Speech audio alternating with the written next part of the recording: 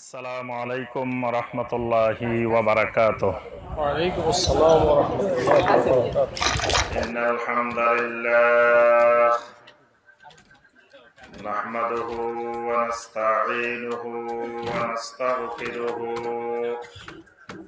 ونعوذ بالله من شرور أنفسنا ومن سيئات أعمالنا.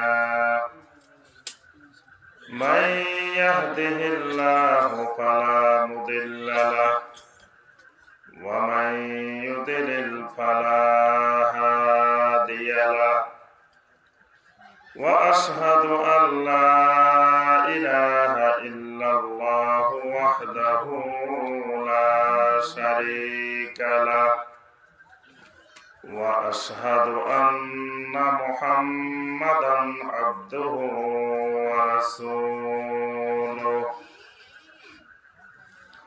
يا أيها الذين آمنوا اتقوا الله حق تقاته ولا تموتن إلا وأنتم مسلمون.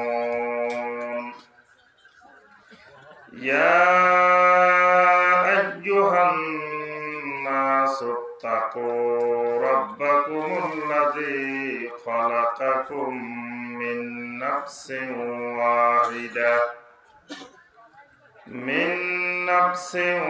واحدة وخلق منها زوجها وبث منهما رجالا كثيرا ونساء. واتقوا الله الذي تساءلون به والأرحام إن الله كان عليكم رقيبا. يا أيها الذين آمنوا اتقوا الله وقولوا قولا سديدا يصلح لكم أعمالكم ويغفر لكم ذنوبكم ومن يطع الله ورسوله فقد فاز فوزا عظيما. أما بعد فإن خير الحديث كتاب الله وخير الهدي هدي محمد صلى الله عليه وسلم وشر الأمور محدثاتها وكل محدثة بدعة وكل بدعة ضلالة وكل ضلالة في النار.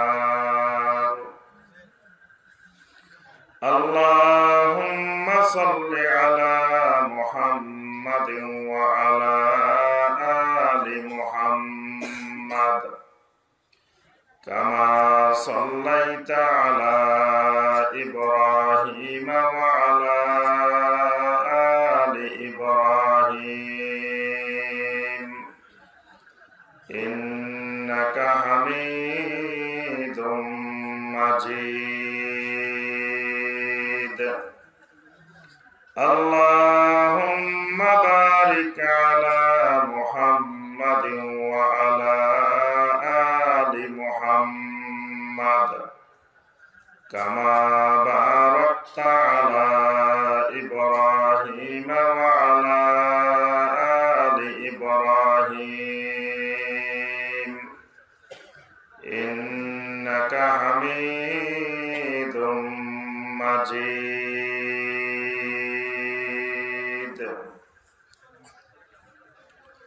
টাঙ্গাইল জেলার বাসাইল উপজেলায় অবস্থিত বাদিয়াজান মধ্যপাড়া জামে মসজিদের উদ্যোগে আয়োজিত আজকের এই ফজিলতময় বরকতময় তাফসীরুল কোরআন মাহফিলের সম্মানিত সভাপতি, অত্র এলাকার বিভিন্ন মসজিদ এবং মাদ্রাসার সম্মানিত আইম্মায়ে মাসাজিদ এবং উলামায়ে কেরাম, অত্র এলাকার আমার সম্মানিত মুরব্বিয়ান আযম, আমার অত্যন্ত আদরের স্নেহের মহব্বতের যুবক কিশোর শিশু ভাইয়েরা এবং পর্দার আড়ালের আমার সম্মানিত মা এবং বোনেরা, আল্লাহ রাব্বুল আলামিনের দরবারে কোটি কোটি শুকরিয়া যে মহান রাব্বুল আলামিন আমাদেরকে সালাতুল মাগরিবের পর থেকে শুরু করে এ পর্যন্ত অনেক বিজ্ঞ সম্মানিত উলামায়ে কেরামদের নিকট থেকে কোরআনে কারীম এবং হাদিসে নববী সাল্লাল্লাহু আলাইহি ওয়াসাল্লামের আলোকে দ্বীনের বিভিন্ন বিষয়ে গুরুত্বপূর্ণ আলোচনা শোনার পরে আজকে তাফসীরুল কোরআন মাহফিলের শেষ পর্যায়ে এসে কোরআন এবং সুন্নাহ থেকে কিছু কথাবার্তা বলার এবং আপনাদেরকে ধৈর্য ধারণ করে শোনার জন্য বসার যে রাব্বুল আলামিন ব্যবস্থা করে দিয়েছেন, সে মহান রাব্বুল আলামিনের শুকর আদায় করি। সকলে বলে আলহামদুলিল্লাহ। আমার সম্মানিত ভাই ও বোনেরা, আমরা বেশি রাত্রি করে মাহফিল করব না, মোটামুটি অল্প সময়ের মধ্যে আলোচনা শেষ করার জন্য চেষ্টা করব ইনশাআল্লাহ। যে সময়টুকু আমরা আলোচনা করব এটা একটা আমাদের একাডেমিক ক্লাস। এটা আমরা ওয়াজ মাহফিল মানে একটা এলমি ক্লাস, ইসলামের জ্ঞান অর্জনের একটা ক্লাস। এই ক্লাসটা অত্যন্ত মজাদার ক্লাস। আমরা যারা ইউনিভার্সিটিতে ক্লাস নিই, কলেজে ক্লাস নিই, মাদ্রাসায় ক্লাস নিই, আমাদের ক্লাসে ছাত্র ছাত্রী থাকে এক শ্রেণীর, একই ধরনের, একই বয়সের, কাছাকাছি বয়সের। কিন্তু এই ক্লাসে একেবারে 70-80 বছরের মুরব্বীরাও আছেন, যুবকেরাও আছে, শিশুরাও আছে, মা বোনেরাও আছে, আবার একেবারে বড় শিক্ষিত আছেন, আবার শিক্ষা কম এরকম ভাই বোনেরাও আছেন। তাহলে এরকম একটা ক্লাস যেখানে আল্লাহর দ্বীন নিয়ে আমরা আলোচনা করব, এটা অবশ্যই একটা সুন্দর মজাদার ক্লাস এবং এটি ইসলামে অনেক গুরুত্বপূর্ণ। এই হালাকাতুল জিকির, মাজলিসুল জিকিরের অনেক গুরুত্ব রয়েছে। এজন্য আমার সম্মানিত ভাই ও বোনেরা, আজকে আমাদের ওয়াজ মাহফিলের নামে অনেক কিছু পরিবর্তন হয়ে গেছে। দেখা যায় ওয়াজ মাহফিলের নামে আমরা অনেক কষ্ট করি, ওয়াজ মাহফিলের আয়োজন করি, অনেক টাকা পয়সা খরচ করে, অনেক কষ্ট করে, কিন্তু সেই ওয়াজ মাহফিলে আমরা বক্তা এসে গান গাই, নাচি, শ্রোতারাও গান গায়, শ্রোতারাও নাচে এবং অনেকেই গান শোনার জন্য, নাচ দেখার জন্য কিন্তু হাজার হাজার শ্রোতা আসে। যে সকল বক্তা দেখবেন গান গায় আর নাচে, তাদের শ্রোতাও আসে হাজার হাজার। শ্রোতারা দেখতে আসে যে কেমনে নাচে, কেমনে গান গায়। আবার অনেক জায়গায় দেখা যায় বিভিন্ন ধরনের গল্প গুজব বলে, কিচ্ছা কাহিনী বলে ওয়াজ মাহফিলটাকে একেবারে ধ্বংসের দ্বার প্রান্তে নিয়ে আসা হয়েছে। আলহামদুলিল্লাহ, আজকে বাংলাদেশে অনেক উলামায়ে কেরাম এখন ওই ধারা থেকে ফিরে এসে ওয়াজ মাহফিল বলতে যা বোঝানো হয়, তাফসীরুল কোরআন মাহফিল বলতে যা বোঝানো হয়, এখানে আমরা কথা কম শুনবো, কিন্তু যেটা শুনবো সেটা আল্লাহ রাব্বুল আলামিনের কথা শুনবো, আল্লাহ রাসূল সাল্লাল্লাহু আলাইহি ওয়াসাল্লামের কথা শুনবো। এখানে কোনো গল্প গুজব, কিচ্ছা কাহিনী, হাসি ঠাট্টা তামাশার জন্য আমরা আসিনি। অনেকের মূল্যবান সময় রেখে, অনেক কাজ রেখে এখানে আসে বসছেন, যাতে এমন কিছু কথা আমরা কোরআন সুন্নাহ থেকে শুনি যেগুলো আমাদের দুনিয়াতেও কল্যাণে আসে, আখিরাতেও আমাদের কল্যাণে আসে। এজন্য আমার সম্মানিত ভাই ও বোনেরা, আমি যে কথাগুলো বলবো চেষ্টা করব একেবারে অত্যন্ত সহজ সরল ভাষায়, যাতে আমরা সবাই কথাগুলো বুঝতে পারি। কোনো ইংরেজি, কোনো উর্দু, ফার্সি, হিন্দি, কোনো জাপানিজ, চাইনিজ বিভিন্ন ভাষা বলে কথাগুলোকে কঠিন করে না, আমি বড় শিক্ষিত মানুষ, বড় মুফতি সাহেব, বড় আলেম, এটা বোঝানোর চেষ্টা না করে একেবারে সহজ সরল ভাবে, যেভাবে আমরা আল্লাহর দ্বীনকে সহজে বুঝতে পারি সেইভাবে কথাগুলো বলার আমার যথাসাধ্য চেষ্টা করব ইনশাআল্লাহ। আশা করি আপনারা একটু মনোযোগ দিয়ে শুনলে কথাগুলো বুঝতে পারবেন ইনশাআল্লাহ। এই জন্য আল্লাহ রাব্বুল আলামিনের কাছে দোয়া করি, আল্লাহ পাক যাতে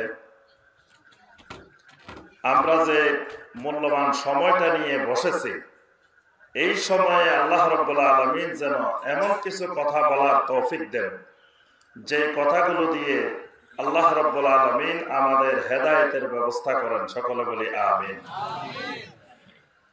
আমার সম্মানিত ভাই ও বোনেরা, আমাদের আলোচনার বিষয়বস্তু হবে আজকের যে ক্লাসটা, এই ক্লাসের বিষয়বস্তু হলো নাওয়াকিদুল ঈমান ওয়াল ইসলাম, অর্থাৎ ঈমান এবং ইসলাম কি কি কারণে ভেঙে যায়, ঈমান কি কি কারণে নষ্ট হয়ে যায়, এই বিষয়টার উপরে আমরা সংক্ষিপ্ত একটি ক্লাস নেব ইনশাআল্লাহ। আচ্ছা, আপনাদেরকে যেটা জিজ্ঞাসা করব আপনারা আপনাদের ইলমের আলোকে সেটা উত্তর দেওয়ার চেষ্টা করবেন। আল্লাহ সুবহানাহু ওয়া তাআলা আমাদেরকে জান্নাত দিবেন, এটা কি আমরা চাই কি চাই না? আলহামদুলিল্লাহ, আমরা সবাই কি চাই? কোথায় যেতে চাই? জান্নাতে যেতে চাই। সুবহানাল্লাহ। কেন জান্নাতে যেতে চাই? জান্নাতে যেতে চাই কেন? যে জান্নাত আমাদের বাপের বাড়ি, কি বলেন? জান্নাত বাপের বাড়ি না? আমাদের বাপ দাদার বাড়ি জান্নাত। বাপ দাদার বাড়ি যাবো না, কোন বাড়িতে যাব? আমাদের আব্বাজান আদম আলাইহিস সালাম কোথায় ছিলেন? ইয়া আদম উসকুন আনতা ওয়া যাওজুকাল জান্নাহ। আল্লাহ রাব্বুল আলামিন আদম আলাইহিস সালাম এবং হাওয়া আলাইহিস সালাম দুজনকে সৃষ্টি করার পরে রাব্বুল আলামিন ঘোষণা দিলেন, ইয়া আদম উসকুন আনতা ওয়া যাওজুকাল জান্নাহ। ও আদম আর আদমের স্ত্রী দুইজন মিলে এই জান্নাতের ভিতরে বসবাস করো। সুবহানাল্লাহ। এই জান্নাতে থাকো তোমরা। তাহলে জান্নাতের প্রথম বাসিন্দা আমাদের আব্বা, আমাদের আম্মা। তাহলে আমরা সেই ঘরের সন্তান। তাহলে বাবা মা যেখানে থাকে ছেলে মেয়েরা তো সেখানেই থাকে, তাহলে আমরা জান্নাতেই থাকবো ইনশাআল্লাহ। কি বলেন? এই জন্য আল্লাহ সুবহানাহু ওয়া তাআলা জান্নাতি মানুষগুলোকে ওয়ারিস হিসেবে সম্বোধন করছেন। আল্লাহ পাক সূরা আল মুমিনুনের মধ্যে বলছেন, উলাইকা হুমুল ওয়ারিসুন আল্লাযীনা ইয়ারিসুনাল ফিরদাউসা হুম ফিহা খালিদুন। আল্লাহ রাব্বুল আলামিন বলেন, উলাইকা হুমুল ওয়ারিসুন, এই মানুষগুলা হলো ওয়ারিস। কিসের ওয়ারিস? আল্লাযীনা ইয়ারিসুনাল ফিরদাউস, যারা জান্নাতুল ফিরদাউসের ওয়ারিস হবে। সুবহানাল্লাহ। ওয়ারিস কারা? আপনাদের দেশে ওয়ারিস কারা হয়? বাপ মরে গেছে, ওয়ারিস কারা? ছেলে মেয়েরা তো হয়। মা মারা গেছে, ছেলে মেয়েরা ওয়ারিস হয়। দাদা মারা গেছে, নাতি নাতনিরা ওয়ারিস হয়। ছেলে নাই, নাতি নাতনিরাও এক পর্যায়ে গিয়ে বিভিন্ন ভাবে একের পর এক ওয়ারাসাত আসতে থাকে, খেলাফত আসতে থাকে, এক প্রজন্ম যায় আর এক প্রজন্ম ওয়ারিস হয়, এইভাবে চলতে থাকে পর্যায়ক্রমে। এই জন্য আল্লাহ রাব্বুল আলামিন আমাদেরকে জান্নাতের ওয়ারিসও বলছেন। আচ্ছা, এই ওয়ারিসানা পাইতে হলে জান্নাতের কি কি লাগে বলেন তো দেখি। বাপ হলো মুসলমান, ছেলে হলো নাস্তিক, এই ছেলে বাবার সম্পদের ওয়ারিস হবে কিনা আপনারা ফতোয়া দেন। বাবা হয়েছে মুসলমান, মা হয়েছে মুসলমান, ছেলে হয়েছে নাস্তিক, আল্লাহ বিশ্বাস করে না, আখিরাতে বিশ্বাস করে না, আল্লাহর রাসূল সাল্লাল্লাহু আলাইহি ওয়াসাল্লামকে বিশ্বাস করে না, এই ছেলে ওয়ারিসি পাবে কিনা, সম্পত্তি পাবে কিনা? পাবে না। তাহলে আমাদের আব্বা যে আদর্শের ছিলেন, আমাদের আম্মা যে আদর্শের ছিলেন, সেই আদর্শের উপরে যদি আমরা না থাকি তাহলে কিন্তু জান্নাতের ওয়ারাসাত পাওয়া যাবে না। আমাদের আব্বা কি মুমিন ছিলেন না মুশরিক ছিলেন? আমাদের আব্বা খালি মুমিন ছিলেন না, আল্লাহর একজন নবীও ছিলেন। সুবহানাল্লাহ। আমাদের আব্বা নবীও ছিলেন, প্রথম মানুষও ছিলেন। আমাদের আব্বা মুমিন প্লাস নবী। সুবহানাল্লাহ। তাহলে আব্বার সম্পত্তি পাইতে হলে, আব্বার ওয়ারাসাত পাইতে হলে আমাদেরকেও কি হওয়া লাগবে? যদি মুশরিক হন কি জান্নাত পাওয়া যাবে? কেন? বাপের একদিন, বাপের এক ধর্ম, আপনার হয়ে গেছে আরেক ধর্ম, ওয়ারাসাত বাতিল, ওয়ারাসাত পাওয়া যাবে না। তাহলে জান্নাত পাইতে হলে কি কি জিনিস লাগে বলেন দেখে এবার। জান্নাত পাইতে হলে কয়টি জিনিস লাগে? জান্নাত পাইতে হলে দুইটি জিনিস লাগে। কয়টি জিনিস? আচ্ছা বলেন দেখি, সৌদি আরব যাইতে হলে কয়টা জিনিস লাগে? ওরে এটাও জানা না, জান্নাতে তো পরে, সৌদি আরব যাইতে জানা না, জান্নাতে যাইব কেমন? জি, সৌদি আরব যাইতে গেলে প্রথমে লাগে তার পাসপোর্ট করতে হয়, পাসপোর্ট ছাড়া যাইতে পারে। 2 নম্বরে তার ভিসা লাগে। সৌদি আরব যেতে 2টা জিনিস লাগে, আমেরিকা যেতে 2টা জিনিস লাগে, ইউরোপে যেতে 2টা জিনিস লাগে। পৃথিবীর যে কোনো দেশে যেতে চান, এই 2টা জিনিস ছাড়া পৃথিবীর কোনো দেশে যেতে পারবেন না। ঠিক আল্লাহ রাব্বুল আলামিনের জান্নাতে যেতে হলেও 2টা জিনিস লাগে। আল্লাহ পাক কোরআনে কারিমে বারবার এই কথাটা বলছেন, ওয়াবাশশিরিল লাযিনা আমানু ওয়া আমিলুস সালিহাত আন্না লাহুম জান্নাত। সুবহানাল্লাহ। ওই মানুষগুলোকে জান্নাতের সুসংবাদ দিয়ে দেন, ওই মানুষগুলোকে জান্নাতের সুসংবাদ পৌঁছিয়ে দেন যে মানুষগুলোর ভিতরে এই 2টি কোয়ালিটি আছে, এই 2টি গুণাবলী আছে। 1 নম্বর হলো আল্লাযীনা আমানু, 1 নম্বরে থাকতে হবে ঈমান, 1 নম্বরে থাকতে হবে কি? 2 নম্বর ওয়া আমিলুস সালিহাত, আমলে সালেহ থাকতে হবে। ঈমানটা হলো পাসপোর্ট, আমলে সালেহটা হলো ভিসা। আখিরাতের ময়দানে পুলসিরাত পার হতে গেলে ঈমান লাগবে, কবরের আযাব থেকে রক্ষা পেতে গেলে ঈমান লাগবে, হাসরের ময়দানের আযাব থেকে, ভয়াবহতা থেকে রক্ষা পেতে গেলে ঈমান লাগবে। ঈমান দিয়ে পার হতে হতে পুলসিরাত পার হওয়ার পরে আমলে সালেহ দিয়ে জান্নাতে যেতে হবে। সুবহানাল্লাহ। তাহলে ঈমানও লাগবে, আমলে সালেহ লাগবে। ঈমান আমল দুটোই লাগবে।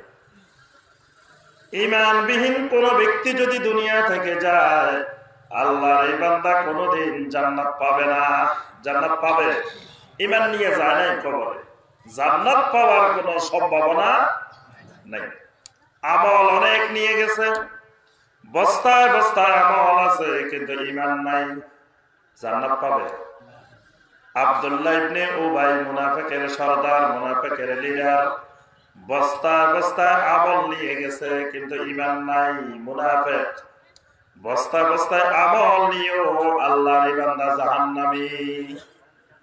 তাহলে আগে, আমলের আগে ঠিক করতে হবে কি? ঈমান।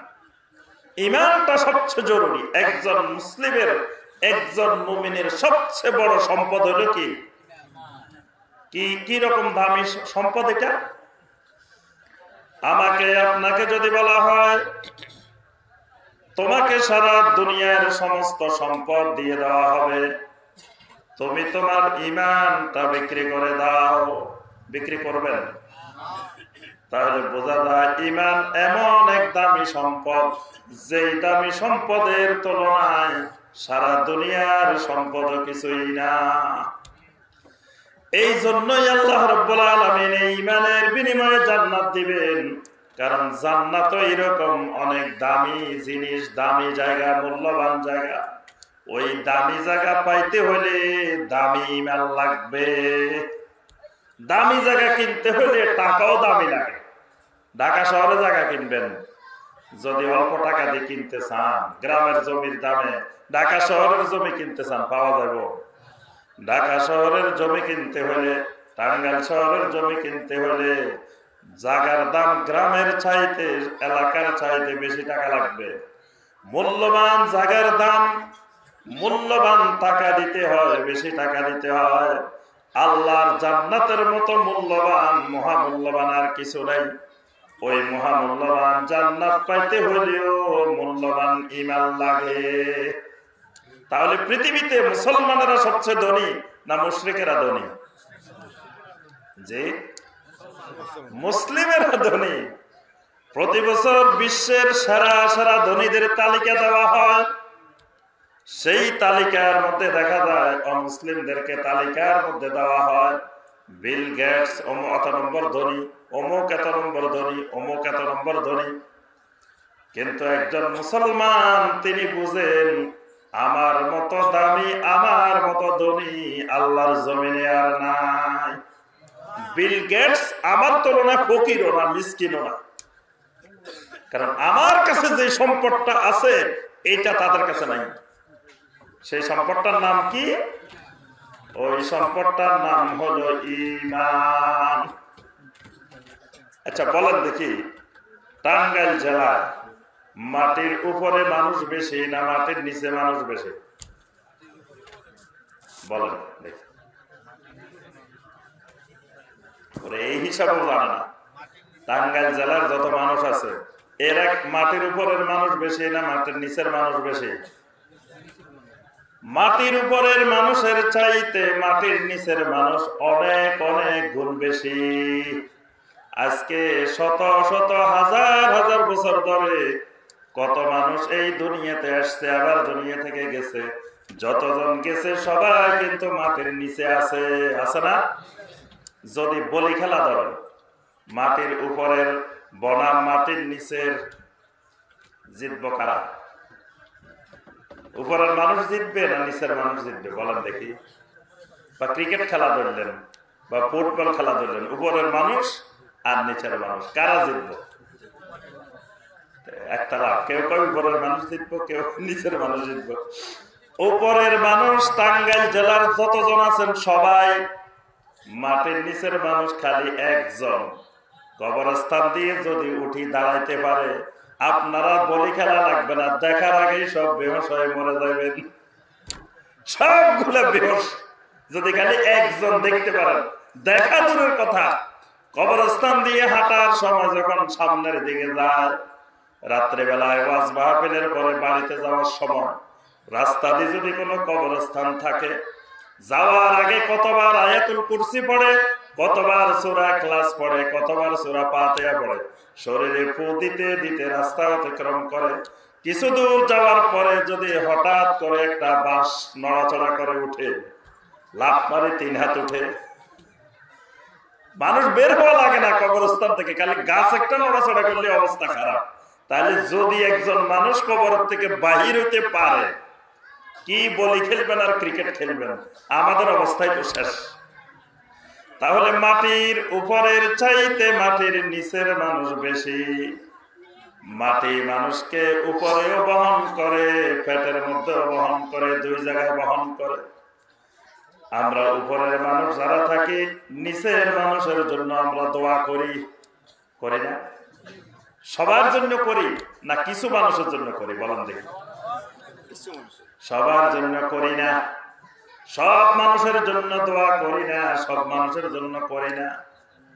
আল্লাহ রাব্বুল আলামিন দোয়া শিখিয়ে দিয়েছেন, রব্বানা গফির লানা ওয়া লিইখওয়ানিনাল্লাযীনা সাবাকুনা বিল ঈমান। রব্বুল আলামিন আমাদেরকে মাফ করে দেন, রব্বানা গফির লানা আমাদেরকে মাফ করেন, ওয়া লিইখওয়ানিনাল্লাযীনা সাবাকুনা বিল ঈমান আমার সকল ভাইদেরকেও মাফ করে দেন, সকল বোনদেরকেও মাফ করে দেন যারা ঈমানটা নিয়ে দুনিয়া থেকে অতিবাহিত হয়েছে। সুবহানাল্লাহ। তাহলে সব মানুষের জন্য দোয়া করি না, দোয়া করি কাদের জন্য? শুধু যারা সাবাকুনা বিল ঈমান। তাহলে আমি আপনিও যদি ঈমান লই কবরে যাই, কিয়ামত পর্যন্ত লক্ষ লক্ষ কোটি কোটি ঈমানদার আমার আপনার জন্য প্রতিদিন দোয়া করতে থাকবে। সুবহানাল্লাহ। আর ঈমান নিয়ে কবরে যান নাই, একজন মানুষও জমিনের থেকে আপনার জন্য দোয়া করবে না, একজনও কোনোদিন দোয়া করবে না যে আল্লাহ যারা ঈমান না লই মারা গেছে তাদেরকে মাফ করে দেন, এই কথা কেউ বলবে না। তাহলে ঈমান নিয়ে কবরে গেলে কিয়ামত পর্যন্ত দোয়া পাইতেই থাকবো আমরা। জানাজার নামাজে একটা দোয়া পড়া হয়, আপনারা পড়েননি এটা? জানাজার নামাজের দোয়াটা বলেন দেখি, নাকি আপনাদের দেশে জানাজায় পড়ে না? জানাজা পড়ে? জানাজা কি দোয়া পড়েন আপনারা? আল্লাহুম্মা গফির লি হাইয়িনা ওয়া মাইয়িতিনা ওয়া শাহিদিনা ওয়া গায়িবিনা, এটা পড়েন না?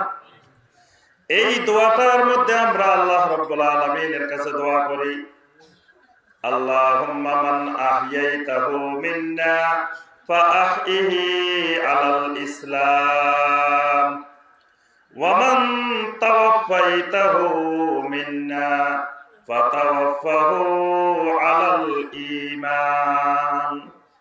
আয় আল্লাহ, যতদিন আমাকে দুনিয়াতে বাঁচিয়ে রাখবা ততদিন আমাকে ইসলামের উপরে বাঁচিয়ে রাখো, যখন আমাকে মৃত্যু দিবা ঈমানের উপরে মৃত্যু দিবা, আমার মৃত্যুটা যেন ঈমানের উপরে হয়। একজন মুরব্বীকে জিজ্ঞাসা করেন, ও চাচা আমি আপনার জন্য কি দোয়া করব বলেন, কি দোয়াটা চান? মুরব্বী বলবে, বাবা আমার জন্য কোনো দোয়া দরকার নাই, একটা দোয়া করবা যাতে ঈমানটা নিয়ে কবরে যেতে পারি, ঈমানটা লই যাতে কবরে যেতে পারি, এই দোয়া করবা। মুরব্বীরা বলো না? তাহলে ঈমান কি দুনিয়াতে রাখি যেতে হইব না কবরে নিতে হইব? যদি বলেন যে ঈমানটা আমার ছেলে মেয়েদের জন্য রাখি গেলাম, কবরে যাওয়ার সময় ঈমান নেন নাই, ছেলে মেয়ের জন্য রাখি গেছেন, রাখি যাওয়া যাবে, গেলে জান্নাত পাওয়া যাবে। কবরের মধ্যে ঢুকার সাথে সাথে পরীক্ষার হল বসে যাবে, পরীক্ষা হবে না কি? আপনাদের হবে? সব মানুষের, সব জায়গার, সারা দুনিয়া সবারই পরীক্ষাটা হবে। সেই পরীক্ষার প্রশ্নগুলো বলেন দেখি, কি কি প্রশ্ন? প্রশ্ন জানেন? মার রাব্বুকা ওয়া মা দীনুকা ওয়া মান নাবিয়্যুকা, তোমার রব কে, তোমার দিন কি, তোমার নবী কে, জিজ্ঞাসা করবে না? আচ্ছা বলেন দেখি, এই প্রশ্নগুলো ঈমানের প্রশ্ন নাকি আমলের প্রশ্ন? তিনটাই কিন্তু ঈমানের প্রশ্ন। মার রাব্বুকা তোমার রব কে, ওয়া মা দীনুকা তোমার দিন কে, ওয়া মান নাবিয়্যুকা তোমার নবী কে, তিনটা প্রশ্ন কিন্তু ঈমানের উপরে। তাহলে ঈমান কিন্তু কবরে যাওয়ার সাথে সাথে ঈমানের পরীক্ষা শুরু হয়ে যাবে। আমলের পরীক্ষাও হবে, তবে আমলের পরীক্ষাটা হবে কিয়ামতের ময়দানে। ইন্না আউওয়ালা মা ইউহাসাবু বিহিল আবদু ইয়াওমাল কিয়ামাতি মিন আমালিহি সালাতুহু। আল্লাহ রাসূল সাল্লাল্লাহু আলাইহি ওয়াসাল্লাম বলেন, কিয়ামতের ময়দানে সর্বপ্রথম যে আমলের হিসাব শুরু হবে সেটা হলো সালাত, নামাজ। কিন্তু কবরে প্রথমেই যে পরীক্ষাটা সেটা কিসের? ঈমান। এখন প্রথম পরীক্ষায় পাস করেন নাই, ইমানের পরীক্ষায় ফেল, তাহলে পরবর্তী পরীক্ষা পাস করার সম্ভাবনা আছে? প্রিলিমিনারিতে ফেল করছেন, বিসিএস পরীক্ষা দিতে গেছেন, প্রথম প্রিলিমিনারিতেই ফেল, আপনাকে রিটার্ন পরীক্ষা দেওয়ার পারমিশন নাই, ভাইভা দেওয়ার পারমিশন নাই। প্রথম পরীক্ষায় পাস করলে তারপরে আপনি রিটার্ন দিতে পারবেন, লিখিত দিতে পারবেন, লিখিত পাস করলে ভাইভা দিতে পারবেন। আপনি যখন কবরের প্রথম প্রিলিমিনারি পরীক্ষায় ফেল করে গেছেন, বাস আর দ্বিতীয় কোন পরীক্ষার আপনার আর সুযোগ নাই। তাহলে ঈমানটা কবরে যাওয়ার সময় সাথে করে নিয়ে যেতে হবে। তাহলে ঈমানটা এত দামি, এত মূল্যবান, সেই ঈমানটা আমাদের হেফাজত করা, সংরক্ষণ করা, যত্ন করা দরকার আছে কি নেই? কেমনে যত্ন করবেন? আপনাদের ভিতরে ঈমান আছে কি নেই বলেন দেখি? আছে। আচ্ছা, তো ঈমান তো সবারই আলহামদুলিল্লাহ আছে, এবং যে ভাইয়েরা নামাজ পড়ে না তাদেরও কিন্তু ঈমান আছে, আছে না? তো আমি নামাজ না পড়লে কি হইব? আমার ঈমান কিন্তু খুব মজবুত, ঈমান কিন্তু খুব শক্ত। আপনাদের দেশে বলেন? আপনাদের দেশেও বলে? এটা আমরা মনে করতাম খালি আমাদের এলাকায় বলে, এখন এই এলাকায় বলে। তাহলে বোঝা গেল নামাজ না পড়লেও আমাদের দেশে ঈমান থাকে। আমি নামাজ না পড়লে কি হবে? আমার ঈমান কিন্তু খুব মজবুত, ঈমান কিন্তু খুব শক্ত। যে ঈমান আমাকে আপনাকে মসজিদ পর্যন্ত আনতে পারে না, যে ঈমান আমাকে আপনাকে কয়েক গজ দূরে আল্লাহর ঘর পর্যন্ত নিতে পারে না, ওই ঈমান আমাকে হাজার হাজার মাইল দূরে জান্নাত পর্যন্ত নিতে পারে না। যে ঈমান এত দুর্বল হয়ে গেছে, যে ঈমানে আমাকে ফজরের সময় ঘুম থেকে জাগাইতে পারে না, ওই ঈমান আমাকে আপনাকে জান্নাত পর্যন্ত কোনোদিনও নিতে পারবে না। আমার আপনার ভিতরে যদি ঈমান থাকে, কালবের ভিতরে যদি ঈমান থাকে, ঈমানটা সবসময় ঈমানের গ্রাম ফাইলে দৌড়ায়, ঈমানের খাবার ফাইলে দৌড়ায়। ঈমানের গ্রাম আসে আজানের মধ্য থেকে। 5 ওয়াক্ত আজান যখন মসজিদের থেকে হয়, মসজিদের যখন মুয়াজ্জিন মাইকে যখন বলতে থাকে হাইয়া আলাস সালাহ, হাইয়া আলাস সালাহ, এই আওয়াজ যখন মুমিনের কালবে লাগতে থাকে, মুমিনের কালবে ধাক্কা দেয়। মুমিনের কালবে যদি ঈমান থাকে, ঈমান তাকে এই গ্রামে যেদিক থেকে গ্রামটা আসছে, ঈমান তাকে নিয়ে সেই দিকে দৌড়ায়। ঈমান এই গ্রাম পাইলে, আজানের গ্রাম পাইলেই ঈমান দৌড়তে, আর যদি ঈমান না থাকে দৌড়াবে না। ঈমান যদি অসুস্থ হয়ে যায়, ঈমান যদি মরে যায়, ঈমান যদি প্যারালাইজড হয়ে যায়, তাহলে সারাদিন আপনার সামনে আজান হোক, কোনো নড়াচড়া হবে না। ঈমানের খোরাক হলো আল্লাহর জিকির, ঈমানের খোরাক হলো নামাজ, ঈমানের খোরাক হলো কোরআনে কারীমের তেলাওয়াত, ঈমানের খোরাক হলো কোরআনের আলোচনা। আল্লাহ পাক কোরআনে কারীমে সূরা আল-আনফাল 2 নম্বর আয়াতে বলেন, ইন্নামাল মুমিনুনা আল্লাযীনা ইযা যুকিরাল্লাহু ওয়াজিলাত কুলুবুহুম ওয়া ইযা তুলিয়াত আলাইহিম আয়াতুহু যাদাতুহুম ঈমানা। আল্লাহ রাব্বুল আলামিন বলেন, ঈমানদারের সামনে আল্লাহর জিকির করা হলে, আল্লাহর জিকিরের গ্রাম পাইলে তার অন্তর ভীত সন্ত্রস্ত হয়ে যায়, অন্তর কেঁপে ওঠে। কোরআনে কারীম যখন তার সামনে তেলাওয়াত করা হয়, যাদাতুহুম ঈমানা, তার ঈমান শুধু বাড়তে থাকে, শুধু বাড়তে থাকে। সুবহানাল্লাহ। ঈমানের খোরাক পাইলে ঈমান তাজা হতে থাকে। এখন ঈমানের খোরাক, ঈমান থাকলে না খোরাক দরকার, ঈমানে যদি না থাকে তো খোরাকের দরকার কি? তাহলে আমাদের যে ঈমান এত দুর্বল, ফজরের সময় শোয়া থেকে তুলতে পারে না, আবার আশা করে বসে আছি এই ঈমানে জান্নাতেও নিয়ে যাবে। আমার ভাইয়েরা এবং বোনেরা, আমরা যখন ওযু করি, ওযু করার পরে ওযু ভাঙে নাকি? ওযু ভাঙে? আপনাদের দেশে ওযু ভাঙে না? জি, কথা কয় না কি? আমাদের ভাইয়েরা কি মনে কষ্ট নিচ্ছেন নাকি?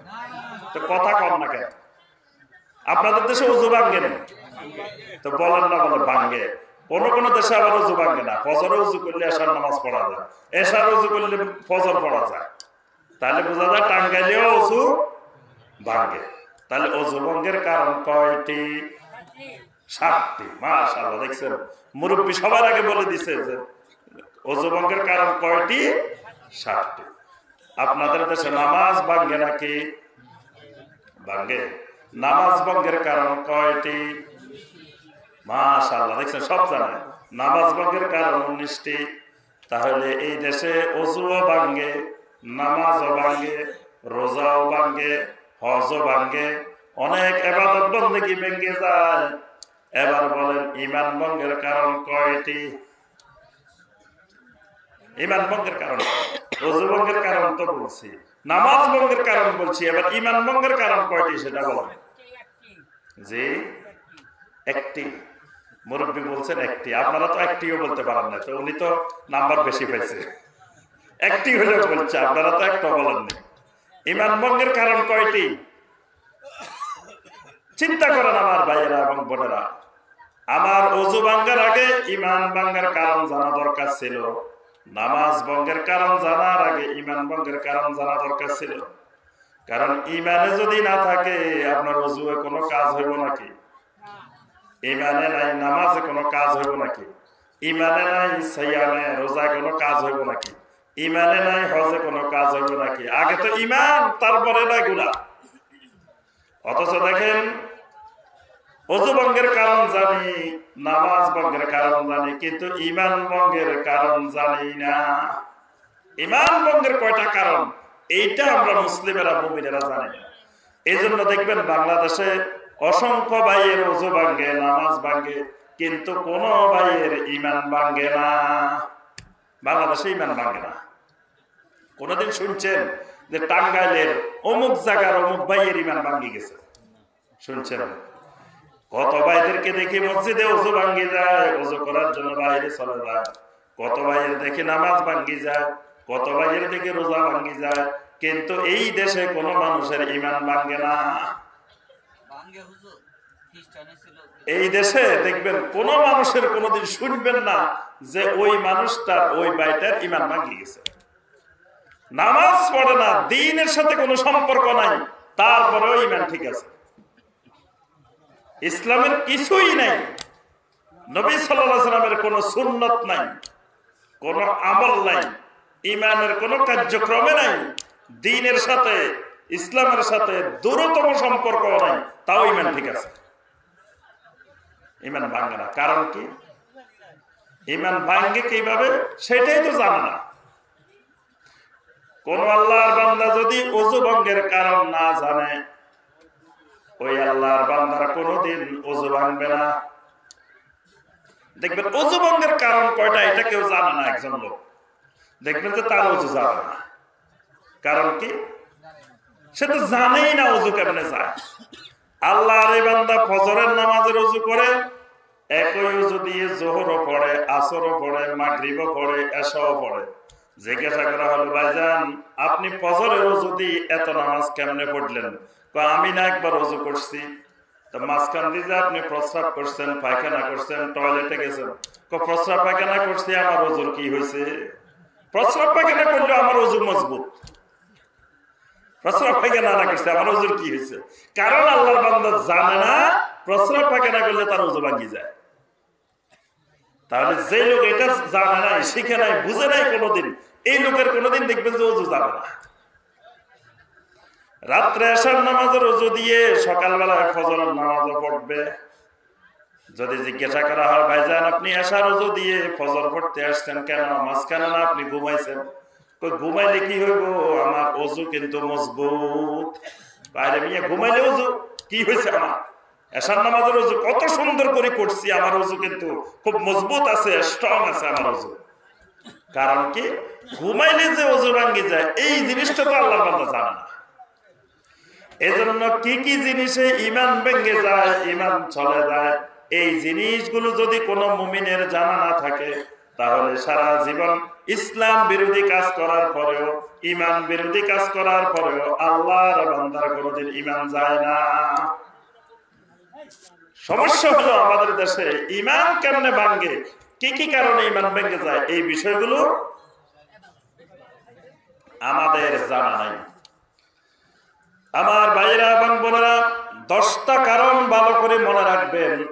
আমি সংক্ষেপে সহজভাবে 10টা কারণ বলবো। এই 10টা কারণের মাধ্যমে ঈমান ভেঙে যায়। এই 10টা কারণের যে কোনো একটি কারণ যদি আমার আপনার মধ্যে ঘটে, তাহলে আমার আপনার ঈমান আর থাকবে না, ঈমান নিয়ে কবরে যাওয়া যাবে না। কয়টা কারণ? 10টা। 1 নম্বর ঈমান ভঙ্গের কারণ আশরিকু ফি ইবাদাতিল্লাহি সুবহানাহু ওয়া তাআলা। ঈমান ভঙ্গের 1 নম্বর কারণ হলো আল্লাহ রাব্বুল আলামিনের ইবাদতের মধ্যে শিরক করা। আল্লাহর ইবাদতের ক্ষেত্রে শিরক করা। শিরক করলে ঈমান চলে যায়, ঈমান ভেঙে যায়। আল্লাহ পাক কোরআনে কারিমে স্পষ্ট করে বলছেন, ফামান কানা ইয়ারজু লিকা রাব্বিহি ফালইয়ামাল আমালান সালিহা ওয়ালা ইউশরিক বিইবাদাতি রাব্বিহি আহাদা।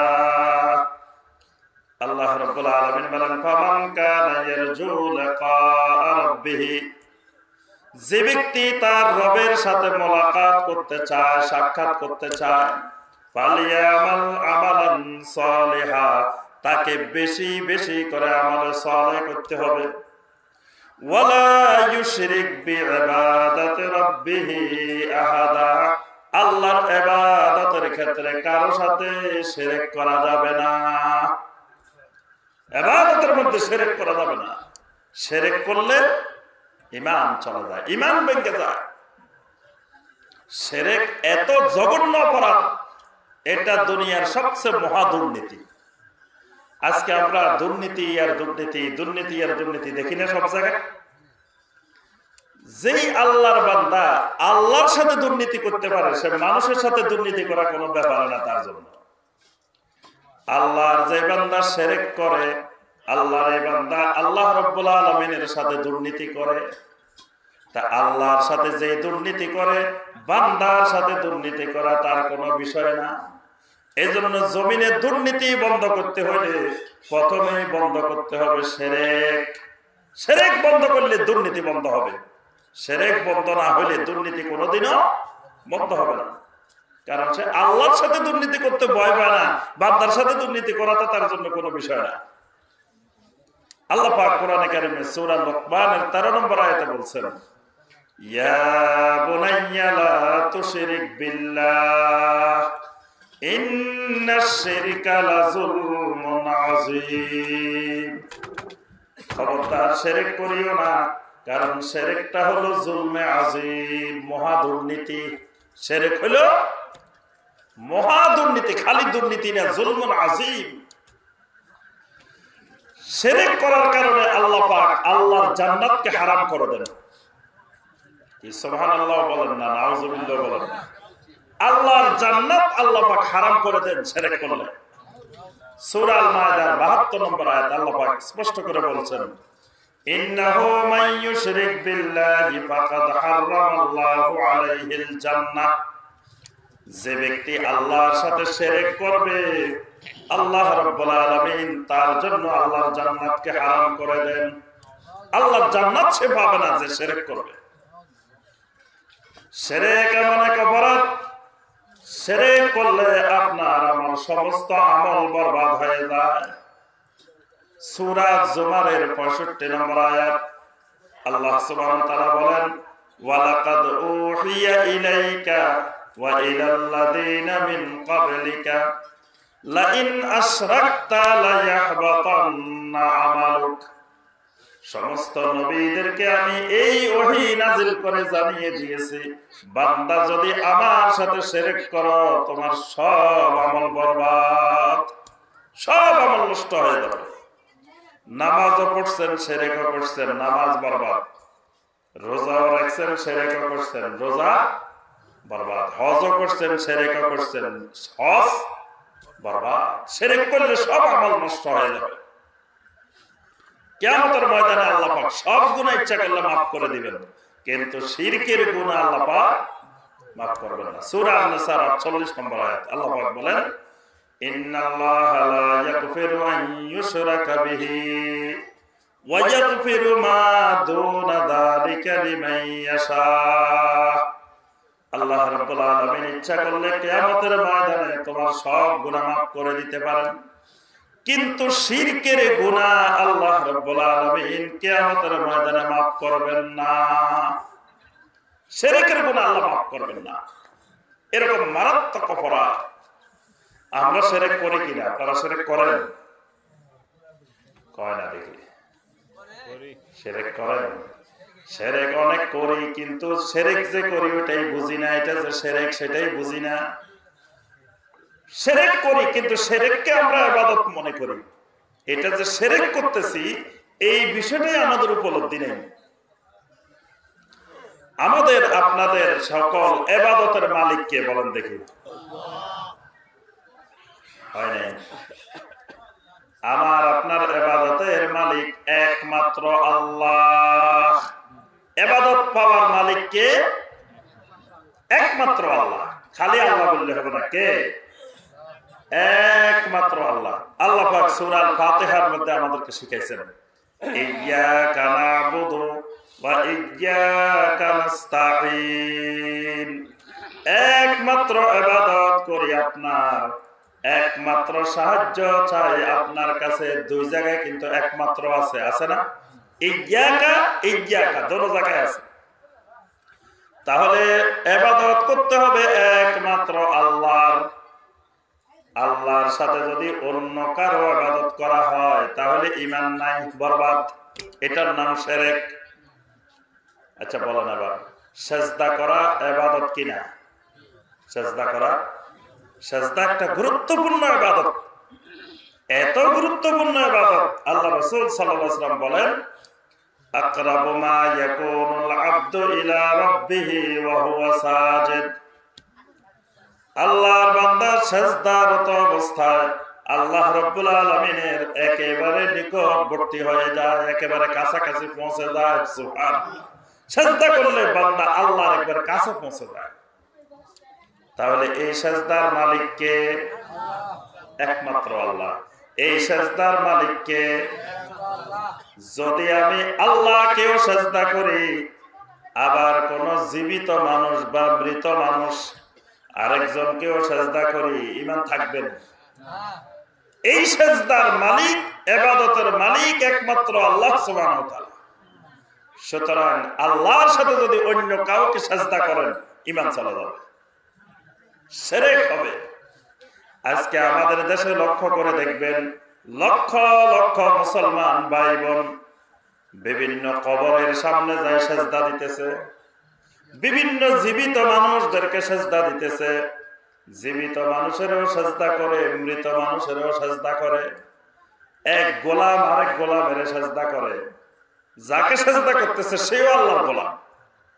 এক গোলাম আরেক গোলামের সিজদা করে, এক চাকর আরেক চাকরের সিজদা করে। আল্লাহ পাক বলতেছেন, খবরদার, লা তাসজুদু লিশ-শামসি ওয়ালা লিল-কামার। খবরদার, সূর্যকে সিজদা করিও না, চন্দ্রকে সিজদা করিও না। ওয়াসজুদু লিল্লাহিল্লাযী খালাকাহুন্না। এক গোলাম আরেক গোলামের কেন সিজদা করবা? সূর্য আমার গোলাম, তুমিও আমার গোলাম। চন্দ্র আমার গোলাম, তুমিও আমার গোলাম।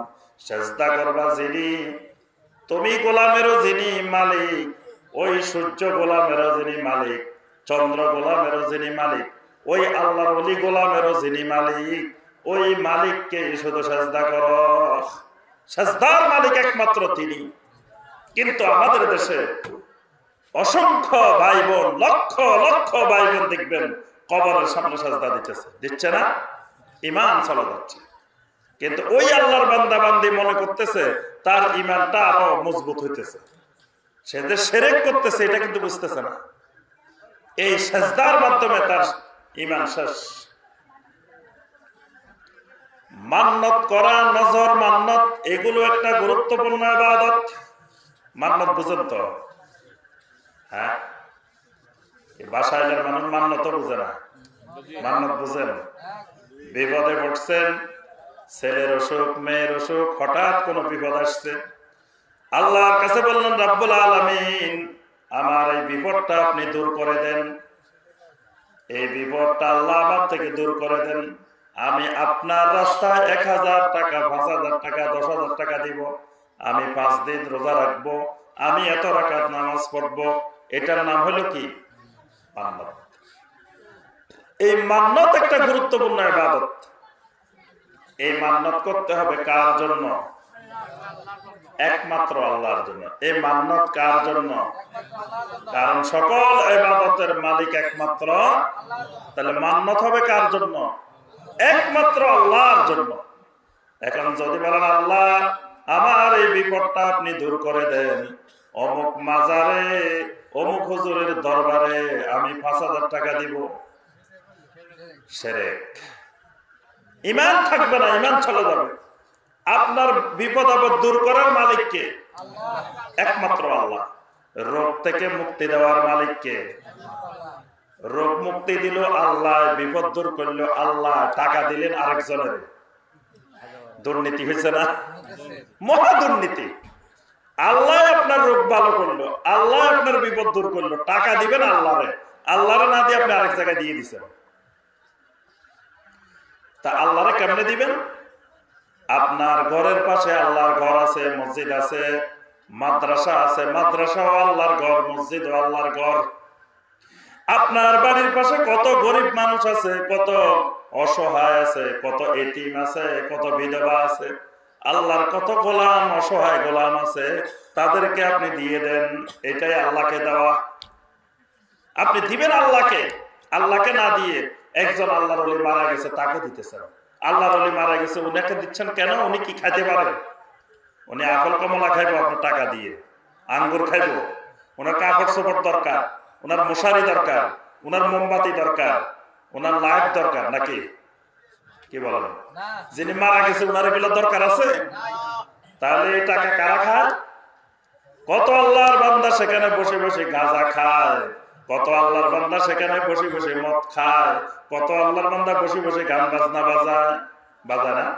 আর আপনি টাকা দিয়ে সহযোগিতা করতেছেন।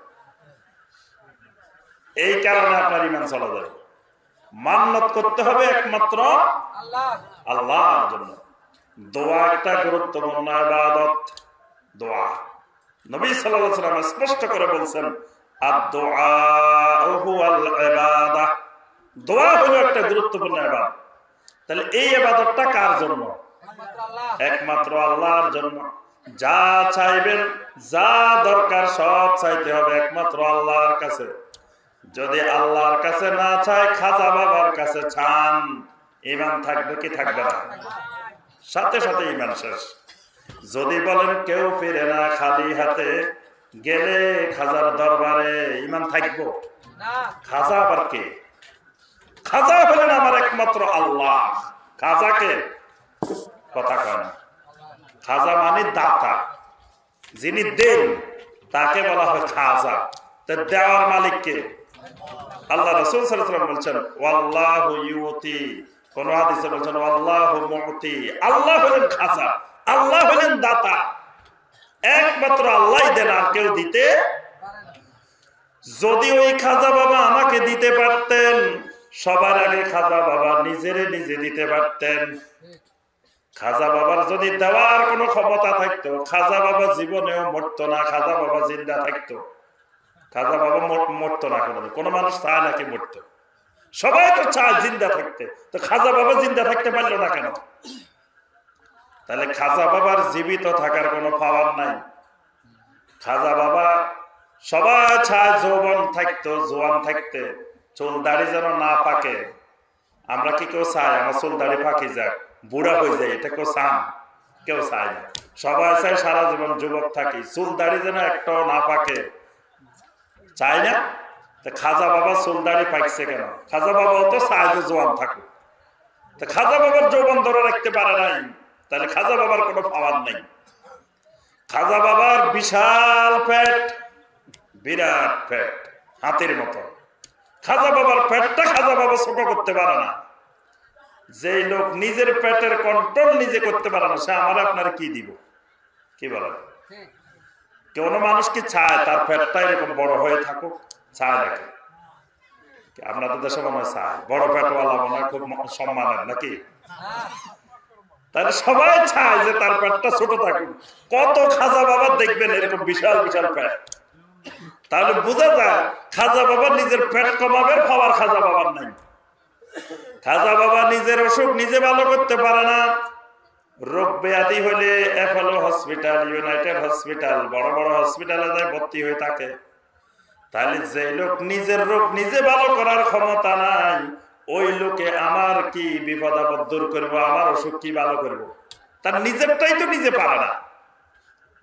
আর বাংলার পাগল মুসলমান, জ্ঞানহীন মুসলমান, এই সকল লোকদের কাছে যাই, ধর্ণা দেয়, সেজদা করে, বিপদ আপদ মুক্তি চায়, দোয়া করে, ধনী হতে চায়, সম্পদ চায়, ছেলে মেয়ে চায়, নাউজুবিল্লাহ। তাহলে আল্লাহ ছাড়া অন্য কারো কাছে দোয়া করলে ঈমান নষ্ট হয়ে যাবে, সাথে সাথে ঈমান চলে যাবে, শিরক। যা দরকার, ছেলে মেয়ে দরকার, টাকা পয়সা দরকার, জায়গা জমিন দরকার, শরীর সুস্থ হওয়া দরকার, বিপদ আপদ দূর হওয়া দরকার, সব চাইতে হবে একমাত্র কার কাছে? আল্লাহ রাব্বুল আলামিনের কাছে। আমার আপনার খালেক এত মহান খালেক, চাইলে খুশি হয়, চাইলে কোনো বেজার নাই, যত চাইবেন তত খুশি। সুবহানাল্লাহ। তাহলে আল্লাহ রাব্বুল আলামিনের উপরে তাওয়াক্কুল করা, একজন মুমিন তাওয়াক্কুল করবে একমাত্র আল্লাহর উপরে। যদি কেউ আল্লাহ ছাড়া অন্যের উপরে তাওয়াক্কুল করে, এটা কি? শিরক, ঈমান নাই। তাওয়াক্কুল করতে হবে কার উপরে? একমাত্র আল্লাহর উপরে। ওয়া আলাল্লাহি ফালইয়াতাওয়াক্কালিল মুমিনুন। মুমিনেরা একমাত্র তাওয়াক্কুল করবে আল্লাহ রাব্বুল আলামিনের উপরে। এখন নতুন গাড়ি কিনছেন, গাড়িটা নিয়ে দৌড় দিছেন সিলেটের দিকে। জিজ্ঞাসা করলাম, ভাই গাড়ি নিয়ে এইদিকে দৌড় দিলেন কেন? গাড়ি নিয়ে দৌড় দেন আল্লাহর ঘরের দিকে। কয় না, ওখানে বিরাট আল্লাহর ওলি আছে, আল্লাহর ওলি আমার গাড়িটা দেখে রাখবো, অ্যাক্সিডেন্ট বিপদ আপদ থেকে আল্লাহর ওলি হেফাজত করব। নাউজুবিল্লাহ। ঈমান থাকবো?